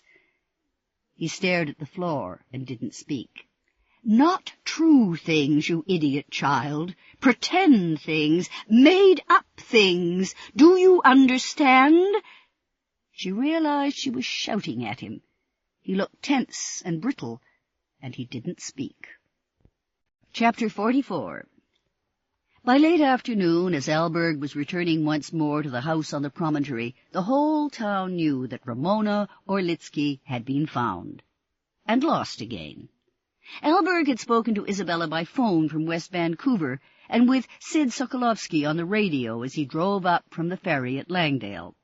He hoped Sandy McAllister had enjoyed his 10 minutes of glory, because he was now in complete disgrace. Isabella wasn't speaking to him any more, and Sid wanted to charge him with something. Sid was enraged, and Allberg sympathized. It was damned embarrassing, the whole detachment outwitted by a 75-year-old woman whose mind wasn't supposed to be working right. At least they knew she was still alive, he thought, pulling into Zoe Strachan's driveway, and apparently well. At least her idiot son Horace knew she was alive. That, thought Allberg, was very satisfying indeed. He hoped the P.I. had charged old Horace an arm and a leg. He climbed out of his car and advanced wearily upon Zoe Strachan's house. He knew very little more than he'd known that morning. He had no reason, really, to come here, except that he'd promised Kenny. He knocked on the door, and she opened it and smiled, as though she'd been expecting him. In the living room the sun slanted low through the French doors, laying great swaths of light upon the carpet, glittering in Zoe Strachan's black hair. "Has it been decided yet," she said, stroking the arm of the leather chair in which she sat, "whether an inquest will be held?" "Let me ask you something first," said Allberg from the sofa. "Why were you trying to get into your brother's safe deposit box?" She studied him for a long time. He thought again of a searchlight, but this time he knew himself to be inscrutable. He gazed back at her placidly, and saw in his mind Kenny's face imprisoned between the slats of the Venetian blind. "His will," she said at last. "I wanted to know what was to be done with the boy." She shifted position, arched her back slightly. "How did you know?" Allberg grinned at her. "She let you into his safe deposit box?" He shrugged, careless. "Gestapo," she said, absent-mindedly, still staring at him. "It's my understanding," said Allberg, "that Kenny's to go to his grandparents." "Yes," said Zoe, "I talked to the lawyer." "So did I," said Allberg. "Did you?" said Zoe. Allberg felt suddenly weightless, as though the air had thinned drastically. "You haven't answered my question," she said, "about the inquest." Allberg hesitated. Then, "No," he said, "I don't think there'll be an inquest." She remained impassive, but Allberg experienced a disengagement of something. He realized that Zoe had let go. For a moment he felt lost, abandoned. "I expect you'd like to see the boy," she said, and stood up, effortlessly, in a single movement like an athlete. "I'll get him." He watched her go, and felt an unaccountable sadness. Kenny curled quickly up on the bed when he heard her coming down the hall. She opened the door without knocking, the way she always did. She was looking very cold in her face. "The policeman's here," she said. He already knew that. He'd heard the doorbell ring and had peeked out into the hall and seen him. He followed her to the living room. "I phoned Roddy," said the policeman, smiling at him. Kenny sat on the edge of the wing chair. "Well, I phoned his parents," Allberg amended. "I talked to his mom. She's very sorry about your dad, Kenny." "Did they say I could stay with them?" He had to clear his throat in the middle of the sentence. It was so dry the words just barely squeaked out. "You don't need to stay with them," said Zoe. "You're staying with me. You can't stay in two places at once, now can you? Kenny and the policeman looked at her, then at each other. We'll see, said Allberg. Your aunt and I will talk about it. Kenny felt a little better. I called your grandparents, too, said Allberg. They'll be here on Saturday. Wonderful, said Zoe, and sat down in her leather chair. They liked your brother, the policeman said to her, and they're very fond of Kenny. Yeah, said Kenny. He rubbed at his right eye with the back of his hand. They want you to live with them from now on, said Allberg. Kenny felt his eyes fill suddenly with tears. It's what your dad wanted, too, said Allberg. Kenny slid out of his chair and went to sit next to the policeman on the sofa. I wanted to go with him, he said.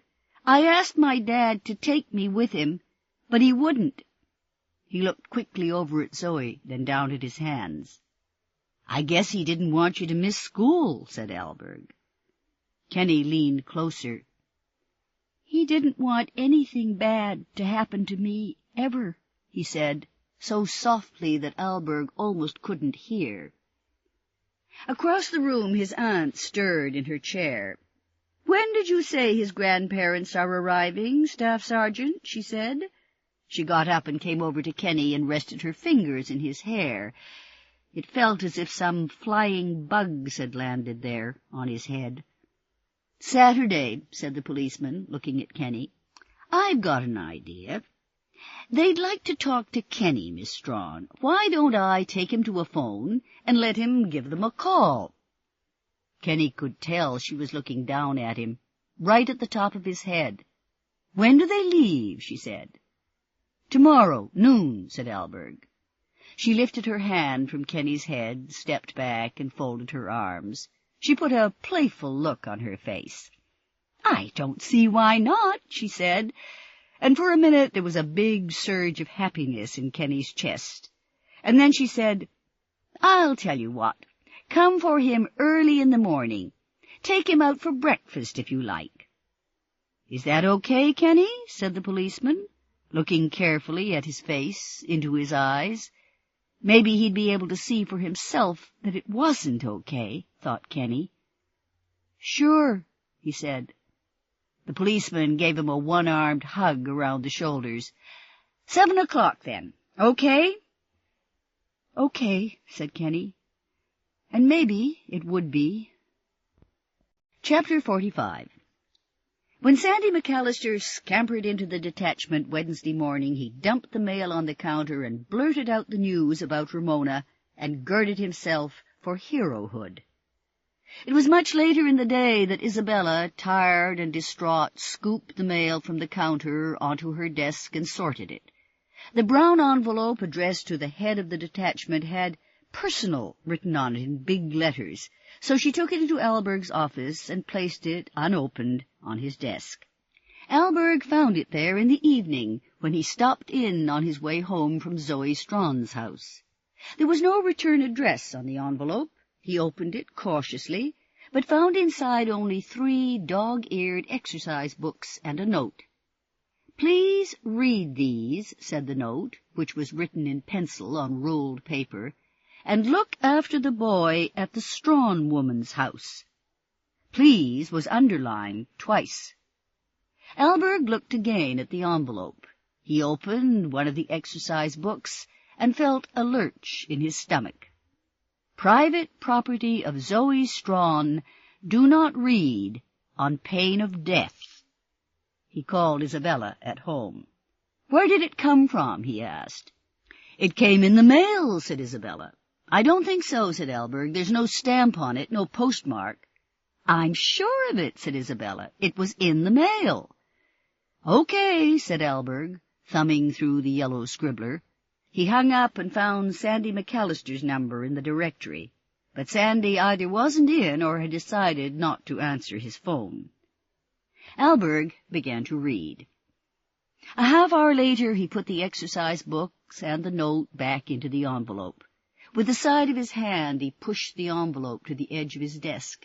He sat quietly, looking at the envelope, but his hands were pressed hard against the surface of the desk in front of him, as if he might suddenly push himself upright. Eventually he reached for the phone and made 3 calls. The last was to Sid Sokolovsky. When the sergeant arrived, Allberg thrust the yellow exercise book at him and told him to read. Sokolovsky read. "Shit," said the sergeant, dazed. He looked up from the pages covered in childish handwriting. "Is it true, or what?" "I'm getting it checked out, but I think it is. Yeah." "Then we'd be talking about an indictable offense." Allberg nodded. "How old do you figure she was?" "I've read all 3 of those goddamn books. She was 12. "Jesus," said the sergeant. He placed the yellow scribbler carefully back into the envelope. "Could we get a conviction?" "Probably," said Allberg, "if it's true. I called the justice. He's on his way." "We're going to need 2 warrants. "Yeah," said Allberg. "I told him." "How do you want to handle it?" "The most important thing—" He got up and went to the window. He pulled the blind all the way up, then let it fall. "I want to get that kid out of there. We can't charter and warn her until we get a lab report on the handwriting. That won't be until at least sometime tomorrow. I'm not waiting. We've got to get him out of there now." "Yeah," said Sokolovsky. "I'll call Frida. Tell her to come down here." Frida Listad worked for the Provincial Ministry of Social Services. She was also another of Sid Sokolovsky's wife's cousins, a sister to Ludmila. "I was hoping you'd say that," said Allberg with relief. "Sure, there's reasonable and probable grounds, Karl, to worry about the kid. That's all she needs." There was a tap on the door. The duty officer leaned in. "The justice is here, staff." "I'll be right out," said Allberg. "Okay," he said to Sokolovsky. "Ask Frida to get over here fast. As soon as we get it confirmed that this incident actually happened, we'll move. I want Frida to go with us. We'll serve the warrants, get the samples, and Frida can apprehend the boy." "Karl," said Sokolovsky, reaching for the phone, "how did you get hold of those exercise books, anyway?" "Not sure," said Allberg, shrugging into his jacket. "I think maybe from Ramona." The sergeant's mouth fell open. "Oh, hey, Ramona?" he protested, incredulous. "Ramona?" "Ramona," said Allberg, "via Sandy McAllister." Chapter 46. She was filled with anger again after all this time. She was afraid to look in a mirror again after all this time. Afraid she would see that her eyes were bulging, pushed from her head by the fury that was jammed in there. She felt like a child again, helpless in the grip of rage. She struggled with it for a long time. Then she looked around for the boy, but he'd disappeared. "He's gone," she thought, and flew down the hall. She threw open the door to his room and flicked on the overhead light. He was in his pajamas, in bed. Maybe he'd been asleep. "I have to think," she said aloud, and pressed the heels of her hands against her temples. She went downstairs to her workroom, turned on the light, and shut herself inside. She brushed paint remover on the surface of the sideboard and sat back to wait. She tapped her feet on the cement floor, first one, then the other. She heard the clicking of her leather soles on the floor, and bewildered, she lifted her arms and stared down at herself. Why was she not wearing her worn sneakers? Why was she still wearing the good wool slacks and the white silk shirt she'd put on in the morning? Why hadn't she changed into her old jeans and a baggy old sweatshirt and an old pair of sneakers before coming down here? She had to lean over awkwardly now while she worked, so as to keep her clothes clean. Carefully she maneuvered the scraper across the wood, scraping up a long strip of puckered brown paint. But she hadn't let it sit long enough, and the paint still clung stubbornly to the wood. She scraped harder and faster, and suddenly the scraper slipped and struck the side of her hand, which began to bleed. Zoe grabbed a roll of paper towels from a shelf and pressed some against her hand, but blood had already spattered her slacks and her silk shirt. Wearily she looked around her workroom. The sideboard was the last piece left to do. Walls were lined with pieces of furniture she had meticulously refinished. There were rows and rows of them. It was time to empty the place again. She would rent a truck as soon as this business with the wretched boy was out of the way, and take the finished pieces out to the dump. Then she would set about assembling another batch from antique and used furniture shops up and down the coast and on the lower mainland. Her hand was throbbing. Cautiously she peeked under the wadded-up paper toweling. The bleeding seemed to be slowing down. She turned off the light and climbed the stairs, aching and disconsolate. But at least the anger had gone. In the bathroom that adjoined her bedroom, she cleaned her injured hand and bandaged it. She took off her slacks and shirt and stuffed them into the wastebasket in her bedroom. She put on jeans, sweatshirt, and sneakers, ran a comb through her hair, took 2 aspirin, and went down the hall to the boy's room. She opened the door and told him to come to the living room. "Until today," she said to him, when they were sitting down, she in her leather chair, he wearing his pajamas in the chair by the doorway, "I had thought you might not know where my scribblers are, but today I know that you do." She felt her heartbeat quicken, and turned slightly so she could look away from the boy. She must not permit herself to become angry again, and it was this proximity to the child that was doing it. Her brain became distressed and heedless in the presence of this child. He sat there looking thin and anxious, and then he began to cry. "We're going to the house," she said. "You and I." "The house?" His voice was scratchy. He cleared his throat. "My house?" "And you're going to help me find my scribblers." But you already looked there. You already looked in my house." "They cannot be anywhere else," said Zoe. "They were not in his pockets, they were not in his car," she said, ticking off on her fingers. "And the policeman as much as told me they are not in his safe deposit box. Therefore they have to be in his office or in the house." She looked vaguely around her. "I'm quite sure they're not in his office. Therefore they must be in the house." "I don't know where they are. It's true. It's true." Zoe stood up and clasped her hands tightly together. "Really, this weeping, it isn't advisable. I don't think you fully comprehend your situation, really." He snivelled and snorted and swiped at his nose with the back of his hand. He was a weak, scraggly, scrawny piece of humanity, every bit as useless as his father. "You'd better get your jacket," she said coldly, and watched as he slithered reluctantly down the hall. She went to the closet for her raincoat and returned to the living room. She sat down and switched on the television, flipping from channel to channel. She couldn't understand what anybody was saying. It was as though they were speaking in various incomprehensible languages. Finally, growing impatient, she looked at her watch.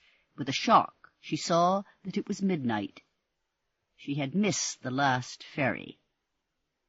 Slowly, her eyes blank, Zoe stood up. Tremors rippled through her shoulder muscles. Her hands were clenched into fists. She battled savagely to control herself, and she might have won. She might have prevailed if she hadn't gone down the hall to tell the boy he could go back to sleep, if she hadn't opened his door and seen his empty bed and the open window. Chapter 47. That night fog had again crept in from the sea and down from the hilltops. It enveloped Zoe Strachan's house and the cottage where Ramona Orlitsky watched television and sipped her gin and wondered whether the police had rescued the boy yet. Cassandra Mitchell looked from her kitchen window and couldn't see the ocean or the Indian graveyard or even the highway that passed 50 yards from her front door. But she saw lights, blurred and distant, and for a moment imagined that she was in a ship, gazing through fog at the lights of an unfamiliar country. Karl Allberg got restless, waiting for the phone to ring, and decided to pace around the block a couple of times. He walked outside unprepared for fog, and there it was, damp fingers in his hair, a moist palm pressed lightly against his face. He changed his mind about going for a walk. He wondered if the fog would be even thicker, denser, when it was time to go back to Zoe Strachan's house. It wasn't that he minded it, he told himself, it just made driving unpleasant. He hated it when the fog was so thick that his headlights made yellow dents in it, but couldn't cut through it. He hated it when he rolled down his window and stuck his head out to see better, and felt the oily caress of the fog against his face, and imagined it slithering into his lungs. He tried not to breathe then. He found he wasn't breathing now, standing outside the detachment, so he went indoors again. Just after midnight, Zoe Strachan closed and locked Kenny's window. Then she tied her raincoat tight around her and emerged from her house into the fog, brandishing a flashlight. Ramona thought she heard somebody tapping at the door. At first she ignored it, trying not to be frightened. Then she got up and opened the door, and the boy was there, and she let him in, and the fog swirled around the cottage and drifted among the branches of the fir trees. Chapter 48. The fog surged around her, and Zoe imagined the boy hiding in it, peeking around it and through it, seeing her when she couldn't see him. It hurt her eyes because it wouldn't hold still. It fluttered and throbbed, advanced and retreated, and sometimes she had to close her eyes against it, but not for long. She was too close to the rocks, to the sea. She circled her house, shining the flashlight beam across the patio, bending over to try to focus it down into the nooks and crannies of the rocky beach. But there was only whiteness down there, sometimes impenetrable, sometimes wispy, with black water moving restlessly behind it.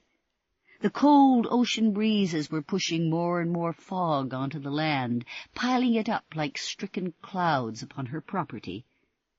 How would she explain it if the boy ended up dead, broken on the rocks, or drowned in the Pacific? She wouldn't need to explain it, she told herself. If the child is stupid enough to wander outside in the middle of the night, in the middle of a bank of fog, then he deserves to smash himself against the rocks or perish in the sea. She didn't want to find him dead. She wanted to find him alive. It was just possible. If she could get hold of him before he found his way to the damned policeman or a damned payphone, she would drive them straight to Langdale, and they'd wait in the car for the 6 o'clock ferry. If she could just get the damned scribblers! She was shaking with rage. She stopped, rested, took several deep breaths, tried desperately to relax. But the thought of that wretched child was enough to send her blood pressure skyrocketing. "Stop it, Zoe," she said. "Stop it. Think." She'd circled the house, checked the beach, as much as that was possible. She had heard no whimperings, no whinings, no sounds except sea sounds, wind sounds, and her own labored breathing. Surely he would have fled along the driveway, she thought, not in the middle of it, but to one side. He'd be running, not walking, and he had a head start. And Zoe, rational again, got into her car and began driving toward the highway. The headlights caused the fog to dance and flutter. Zoe was peering intently out the window and driving very slowly, but she couldn't see anything because of the fog and the glare of the headlights. She switched the lights off. The car crunched blindly down the driveway, but she was going so slowly she wasn't worried about accidents, collisions. She'd driven along here so often she knew exactly where she was, even in the fog. When she got to the highway, she'd turn the headlights back on and drive towards Seashelt. But what if he was already there at the police station, or calling his damned friend Roddy? But he couldn't be there yet, she thought. He hadn't had time to get to Seashelt yet. And then off to the left she saw a wink of light, right where the cottage ought to be. The cottage. The cottage! That damned brat is in my cottage. Chapter 49. Shit, said Allberg, banging down the phone. No luck, said Sokolovsky. No luck. Jesus, you'd think with all the computers in the world— Oh, well, computers, said the sergeant with contempt. I don't want to wait any longer, Sid. Well, yeah, I know what you mean. We got the warrants, Frida's sitting out there, ready to go. But, Karl, kids make things up. If it turns out she made it all up— Allberg's phone rang, and he grabbed it eagerly, but it turned out to be Cassandra. I tried your house, she said. You're working awfully late, aren't you? Yeah, I am. Cassandra, listen. Sokolovsky lumbered to his feet. You talk to her, Karl. Relax for a minute. You're busy, said Cassandra. I won't keep you. Sokolovsky gave Allberg a reassuring nod. 5 minutes, he said. Give them another 5 minutes. He backed out of Allberg's office, closing the door behind him. I've got 5 minutes, said Allberg into the phone. How are you? How's your mom? Fine, we're both fine. I wanted to say, why don't you stop by for coffee or a drink on your way home? I'm going to be pretty late, Cassandra. Well, that's okay. Really. She sounded wistful, subdued. If I can, said Allberg softly. What's going on down there anyway? How come you're still at work? I'll tell you after. After what? After it's all over. Sokolovsky knocked and stuck his head in. We got it, Karl. I gotta go, Cassandra. He said goodbye and hung up. Did they call? He said to Sokolovsky. Yeah. It happened, Karl, just like she wrote it down. A siren sounded, starting small, building loud and clamorous, summoning members of the volunteer fire department. Allberg went to the window and pulled up the blind. I can't see a thing in this damn fog. They hurried down the hall to the reception area, where Frida Listad waited. The duty officer was just hanging up the phone. Staff, he said, the fire, it's down at the Strawn place. Allberg and Sokolovsky stared at one another. Let's go, Sid, said Allberg quietly. Chapter 50. The cottage had 2 doors. The back door led directly into the kitchen. There was a tiny hall closet between the front door and the bedroom. When Ramona let the boy in, he was so frightened that to soothe him she barricaded both the doors. With his help, she wrestled a tall chest of drawers from the bedroom into the hall and wedged it up against the front door. There wasn't much they could do in the kitchen except put the table in the way of the door, so that's what they did. The boy said his name was Kenny. She forgot at first that she knew him. What did you do with them? He said urgently, looking around the cottage once they'd done the barricading. With what? She said. The thing I gave you. You know, the brown envelope. She gazed at him, uncomprehending. I gave it to you, he said, beginning to cry, this morning. Are you sure it was me? She said, feeling panicky. I gave it to you in the fog, said Kenny, sobbing. I did. Oh, my goodness, she said. Oh, yes, I'm sorry. I remember now. She gave him a hug. Don't you worry. They're in good hands. I got them delivered straight to the police. You mean you opened it up? You read them? Of course I did, said Ramona. She leaned close to him. I don't blame you one bit for being scared. I was scared, too, reading that stuff. What'll happen now? Said Kenny. First, I'm going to make you something hot to eat, said Ramona.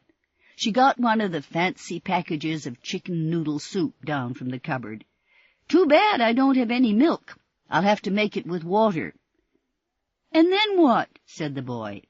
And Ramona told him that just as soon as it was light enough, she would take him out of the cottage and down the driveway and along the beach to the first of the houses there, and they would call the police and tell them where to come and get him. After he'd eaten, they sat on the bed and watched late-night TV. "Did you hear something?" he said, for the third time since he'd gotten there. Dutifully, Ramona turned the sound down on the television and listened. "No. I thought I heard something." "I don't think so." She smoothed some hair away from his forehead.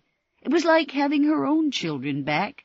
She'd always liked Horace and Martha when they were children. Ramona turned the sound back up. "Just as soon as it's light, we'll skedaddle on out of here." "Yeah, good. Can you bring me some fruit, do you think?" "You mean afterwards?" said Kenny. "Yes, before you go home." "Yeah, sure. Sure I will. You're going to stay here then, right?" "For a little while longer, anyway, until the people come back." He looked at her quizzically and was about to say something, but changed his mind.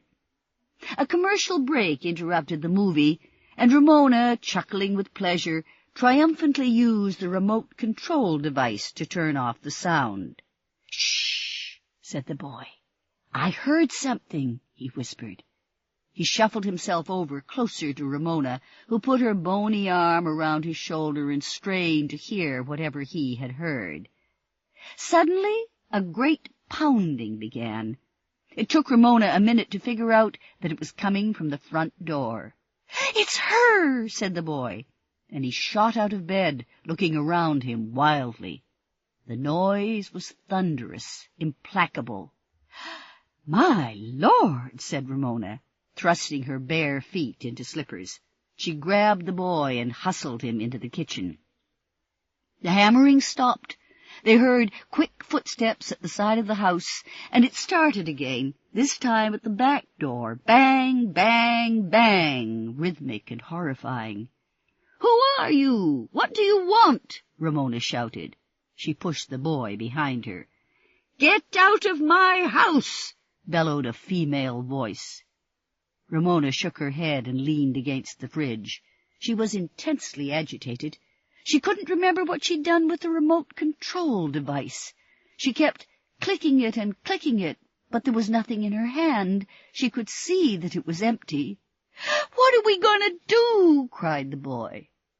Ramona turned around to stare at him. The pounding on the kitchen door continued. It was apparently real sound. The door was shuddering on its hinges. Ramona said calmly to the boy, "She's going to get tired of banging like that. She's just doing it to scare us.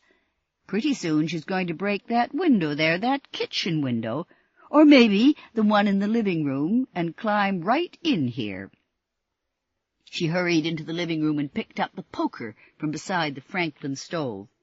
"Turn off that lamp in the bedroom. Turn off the TV, too," she said to him. "Go on, do it." And he did. Ramona crouched by the kitchen window just beside it, and sure enough, the banging on the door stopped. For a moment, nothing happened. "Please God, said Ramona, over and over again, and then the window glass crashed into the kitchen.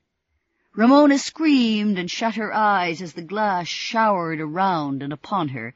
Then she lashed out with the poker and heard a shriek of pain. The woman went away then. The boy said, "She's going to come back. Let's get out of here. Let's get out of here." Ramona didn't want to move. Her heart was all panicky, and no wonder either, and her legs were too shaky to stand on. She told him to go without her, to pull out the pieces of broken glass and climb out the window and run and run and run.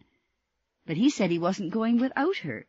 He was crying a lot, and Ramona felt very sorry for him. "Oh, please, please," he said, "let's go, please." Ramona was dizzy, and she hurt in a lot of places. She couldn't figure out just where or why. She thought she could smell gasoline. She could see some blood and realized that she must have fallen down in the broken glass, or maybe been hit by it when it fell into the house. But the worst thing was the hurricane that was going on inside her. It was a hurricane of confusion, of profound disorder. It bordered on anarchy, maybe even derangement. She wanted to know where Anton was when she needed him, and how Horace had ever grown up to be such an unpleasant person, and why she had ever agreed to that third operation. She oughtn't ever to have done that. It was the third operation that had caused all her troubles. She knew it. Ramona became aware of smoke and heat, and the boy screaming. "Where the hell have I gotten myself to?" she said. "Where on earth did this fire come from?" She struggled to her feet and tottered into the bedroom. She flung open the cedar chest and hauled out a blanket.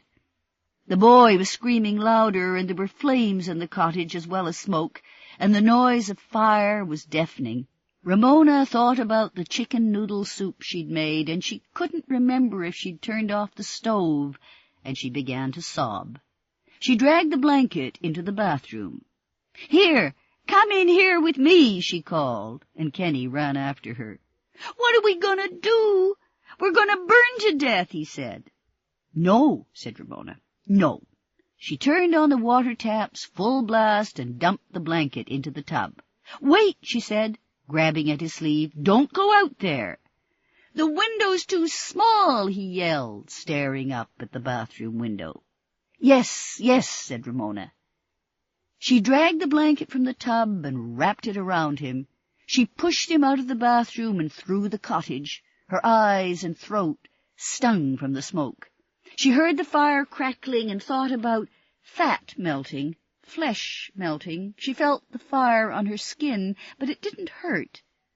"Go," she said, and shoved the boy through the flames, through the broken kitchen window. She was going to go back and get another blanket, but it was too hot, too smoky. "I wonder if I'm going to get rescued," she thought, sinking onto the kitchen floor. Chapter 51. People ran up from the houses along the beach to watch, to help if they could. The first of them to arrive saw Kenny stumbling along the driveway, half caught in a sodden blanket, his hair singed, his face smudged with smoke. The man from the house down the beach caught the boy in his arms and said, "It's all right, you're safe now. The fire engines are coming. Can you hear them?"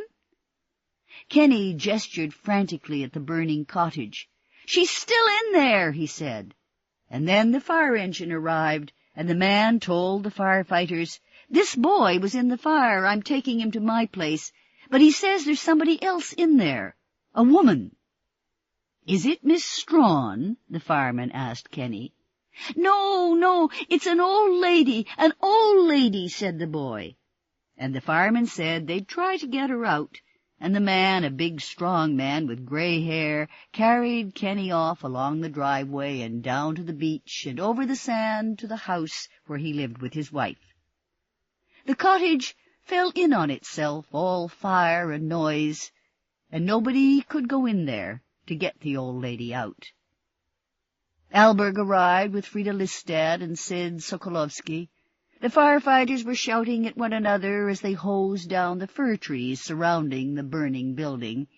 Allberg asked one of them if anyone had been inside, and the firefighter replied, "Yeah, a kid. Said his name's Kenny. He's okay.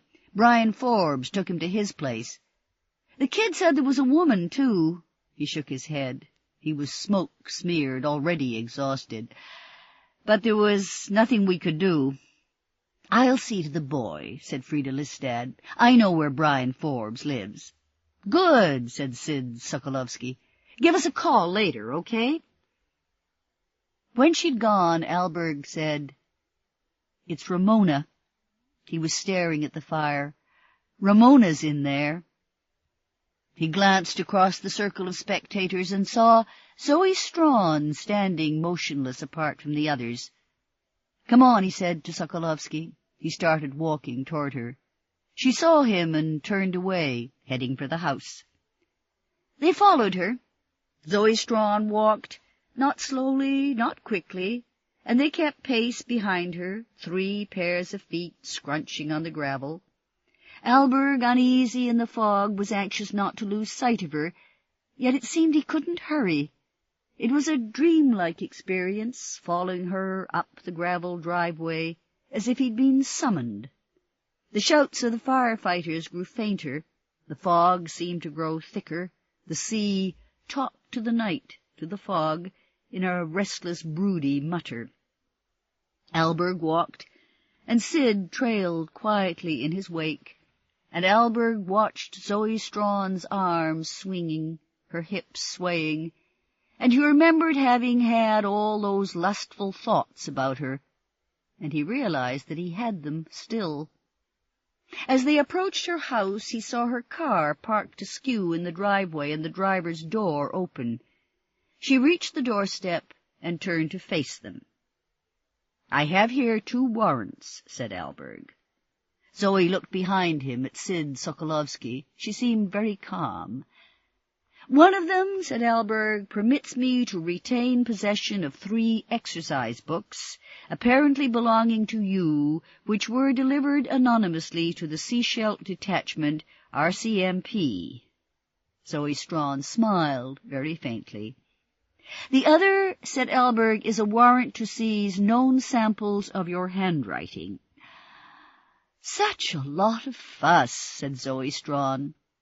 "What was the age," she said carefully, "of the person who wrote in those scribblers?" 12, said Allberg. 12, said Zoe. She shook her head. "That's very young."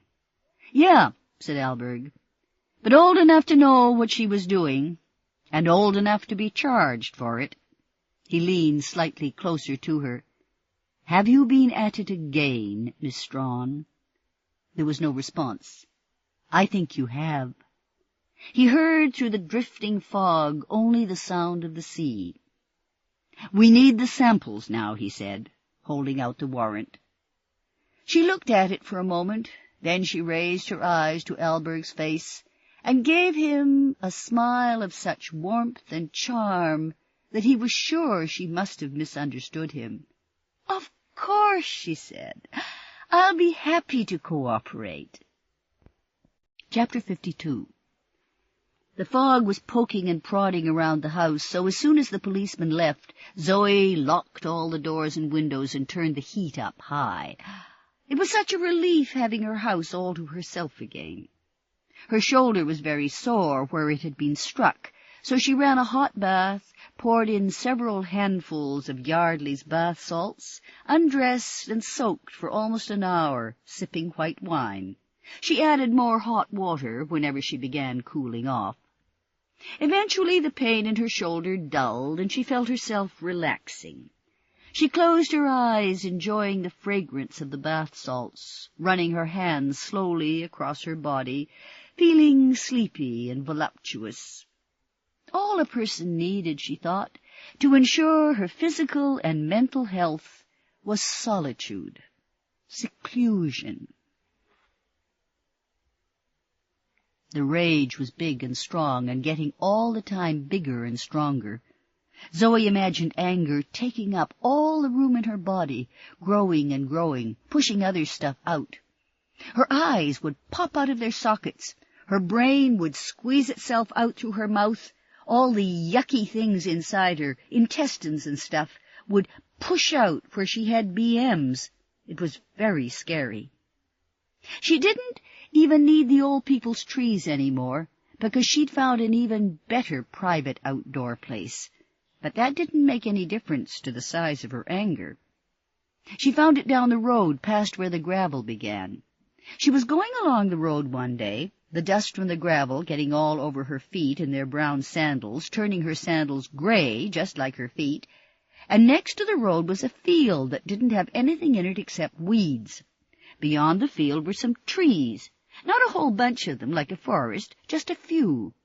She ran across the field and through the trees, looking carefully around for signs of people or wild animals, but she didn't see anything.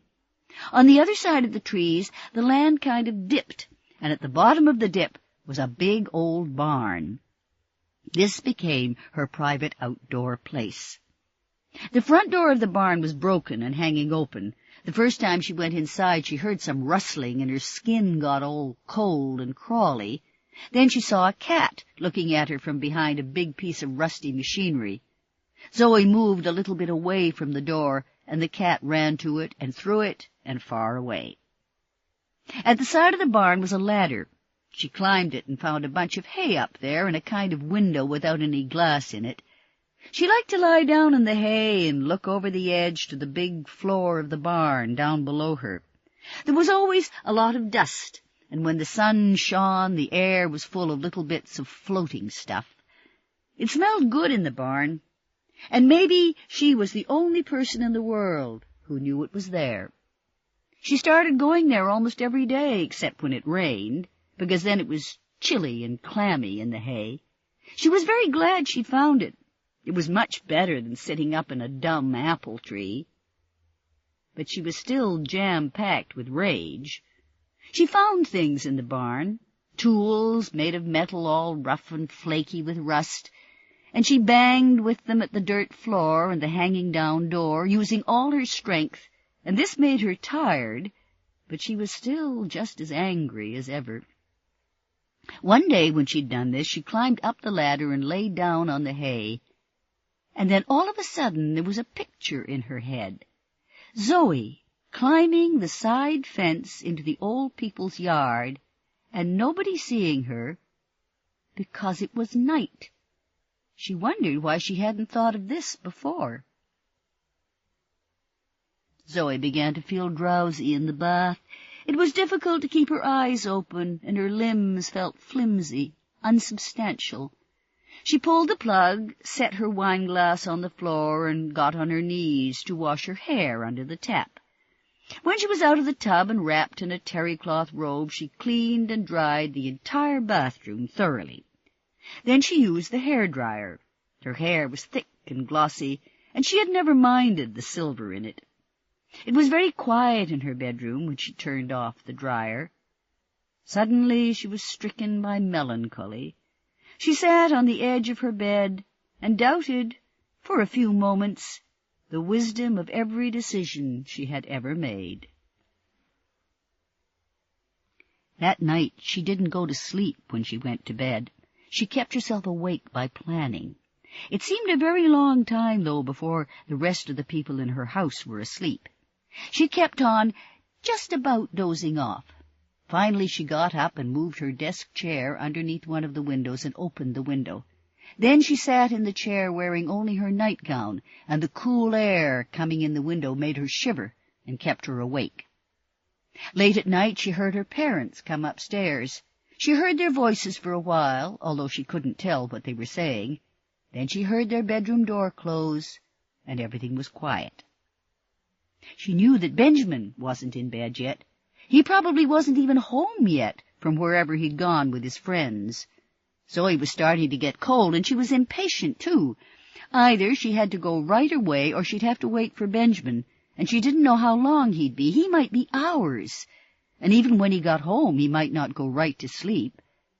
After thinking about it for a few minutes, she put on her bathrobe and her slippers, opened her bedroom door very carefully, listened but heard nothing, and made her way slowly on tiptoe down the stairs. Without turning on any lights, she found the big bowl full of books of matches that her mother kept in the kitchen. In the living room, she emptied the basket that held wood for the fireplace, and put back into it a few little pieces and 2 big ones, and the newspaper that was lying on the coffee table. She hurried across the lawn, the basket hitting against the side of her leg, and climbed awkwardly over the fence. She squatted down and waited for a minute, almost expecting to hear her mother yelling from an upstairs window, or the old people pushing open their squeaky screen door. But she didn't hear anything at all, except a little bit of wind pushing through the vegetable garden in front of her. She got up on her knees and looked over the vegetables to the old people's house. It was dark and quiet. Zoe's heart was hammering away in her chest.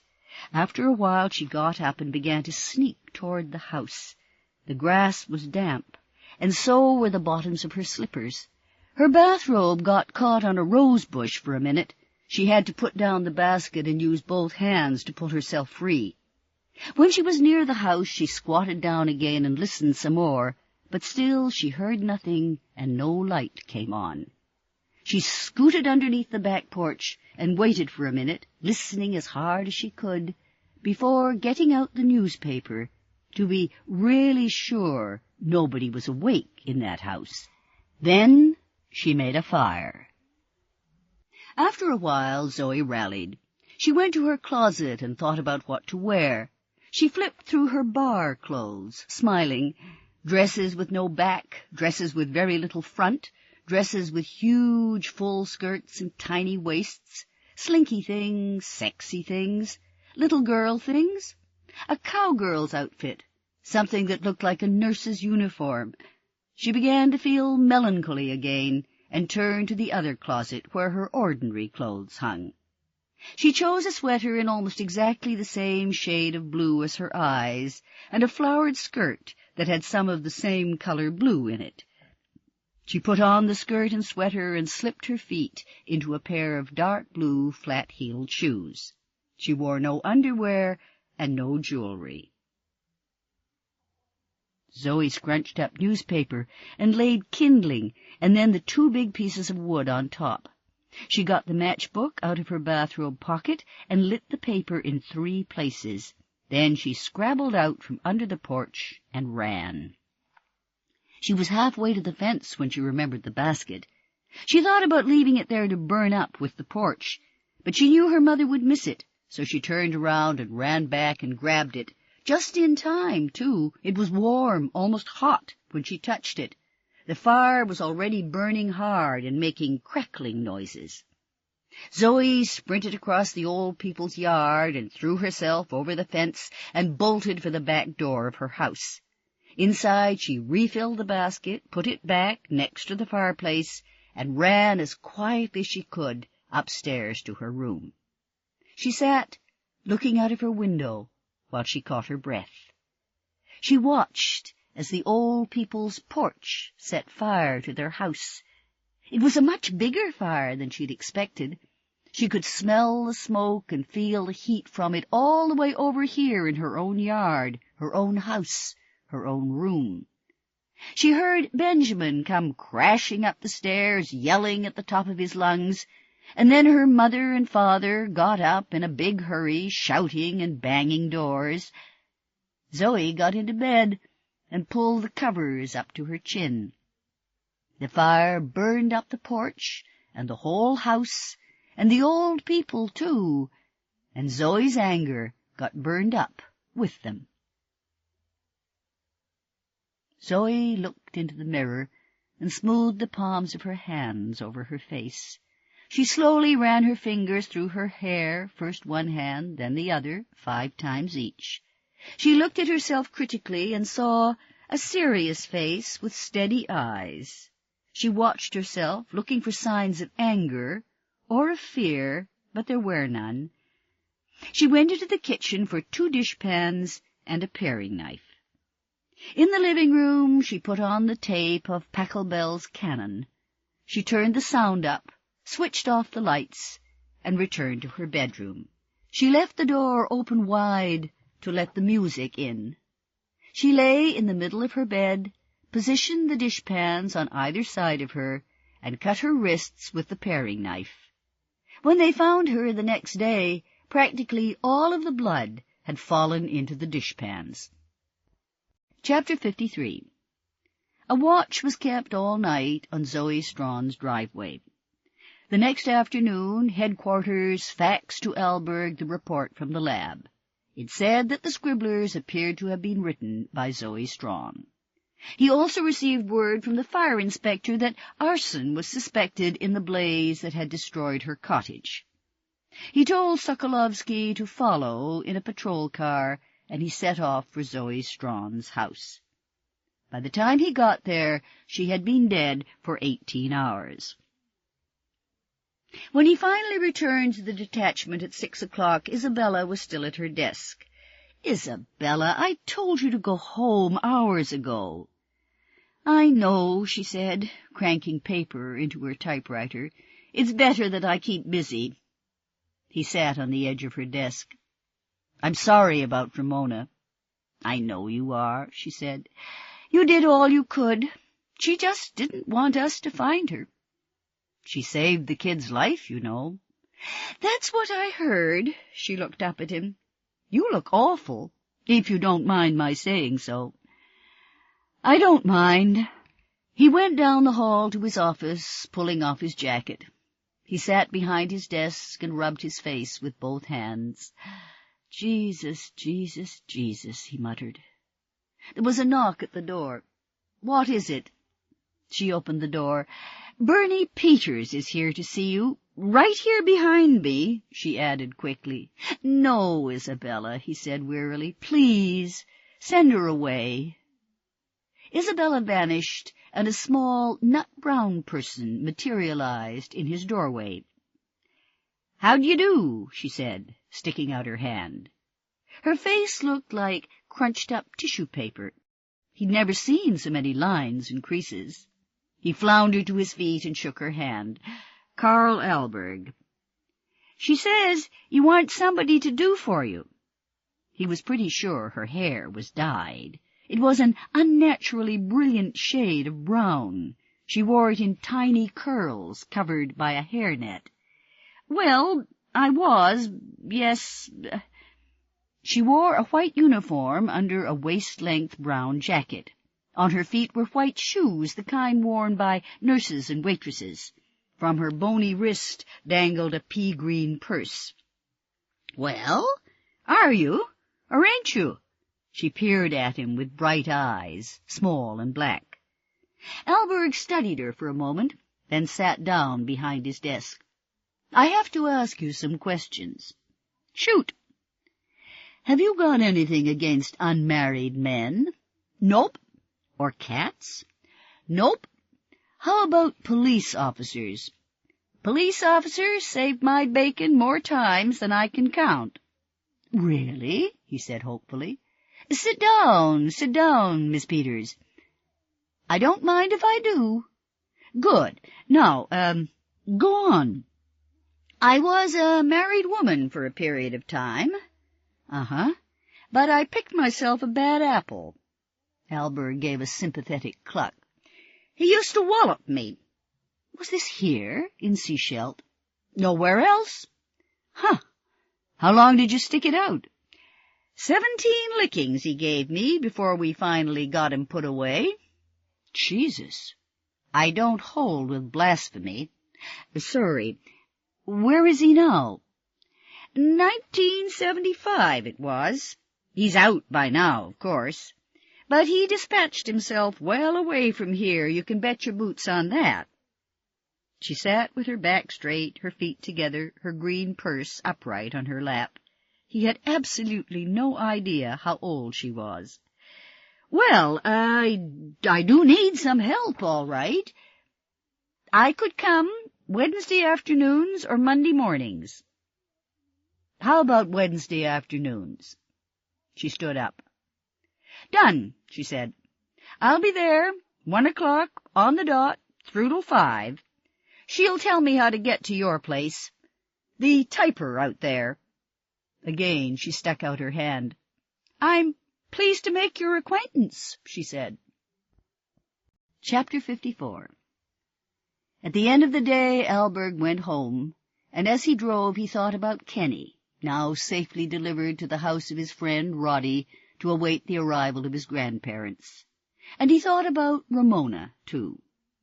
And about Zoe Strachan, twice an arsonist, responsible for 3 deaths, probably 4 if she'd shoved her brother down the stairs.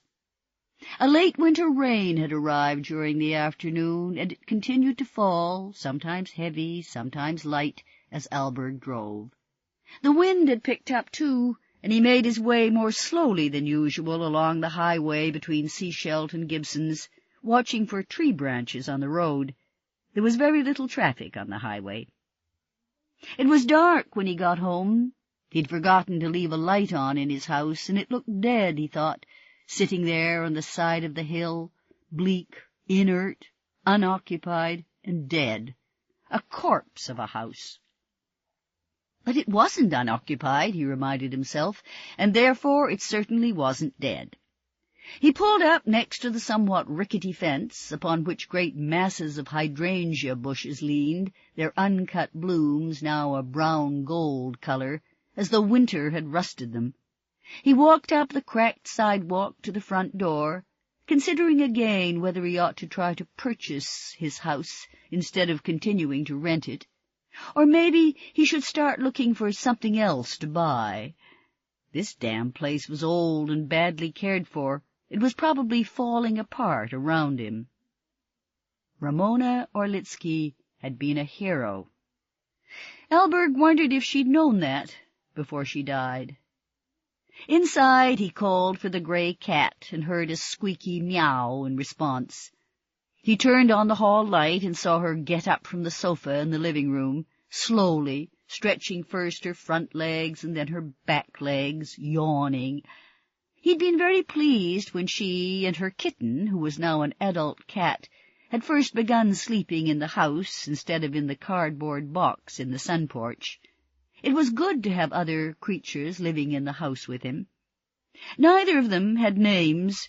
He called the older one Cat and the younger one Number 2. She was black, with white front paws and white on her chest and smeared across her mouth. She was curled up on a chair in his bedroom. He fed the cats, talking to them as he did so, and he wondered if Zoe Strachan had liked animals. He looked into the blunt, triangular faces of his cats, and thought that these creatures were more present, more substantive, than Zoe Strachan had been. No, of course she hadn't liked animals. She hadn't liked people either. He wondered what she had liked. There must have been something. He felt like calling his daughters, but today he didn't want to be distracted. He wanted to be understood. He thought about calling Maura, but she was probably out with her damned accountant. He turned off the lights and sat in his living room for a while, in the wing-back chair by the window, with his feet up on the hassock. He left the curtains open and sat there quietly, watching the rain falling and the wind shaking the hydrangea bushes. Soon he didn't want to share his cheerless state with anyone, after all. It seemed appropriate to overload for a while on melancholy. He heard a car, and Cassandra's Hornet appeared and pulled up behind his Oldsmobile. Allberg swore softly under his breath. He watched, feeling surly, as she got out of her car, and looked from his white Oldsmobile to the darkened house. He could tell that she wasn't sure what she should do. He began to feel guilty, but he didn't move to turn on a light. She hesitated beside her car, the driver's door still open. Then she slammed it shut and walked swiftly towards the house. Allberg got out of his chair. "Hi," he said, when he'd opened the door. Her hair had rain sparkles all over it. Her cheeks were flushed. "I've just taken my mother home," said Cassandra, "bag and baggage. I've come to take you to Victoria." Allberg felt a sudden prickling at the backs of his eyes. He shut them tight and reached for her and wrapped his arms around her. "What a hell of a good idea," he said. This concludes A Chill Rain in January by L.R. Wright.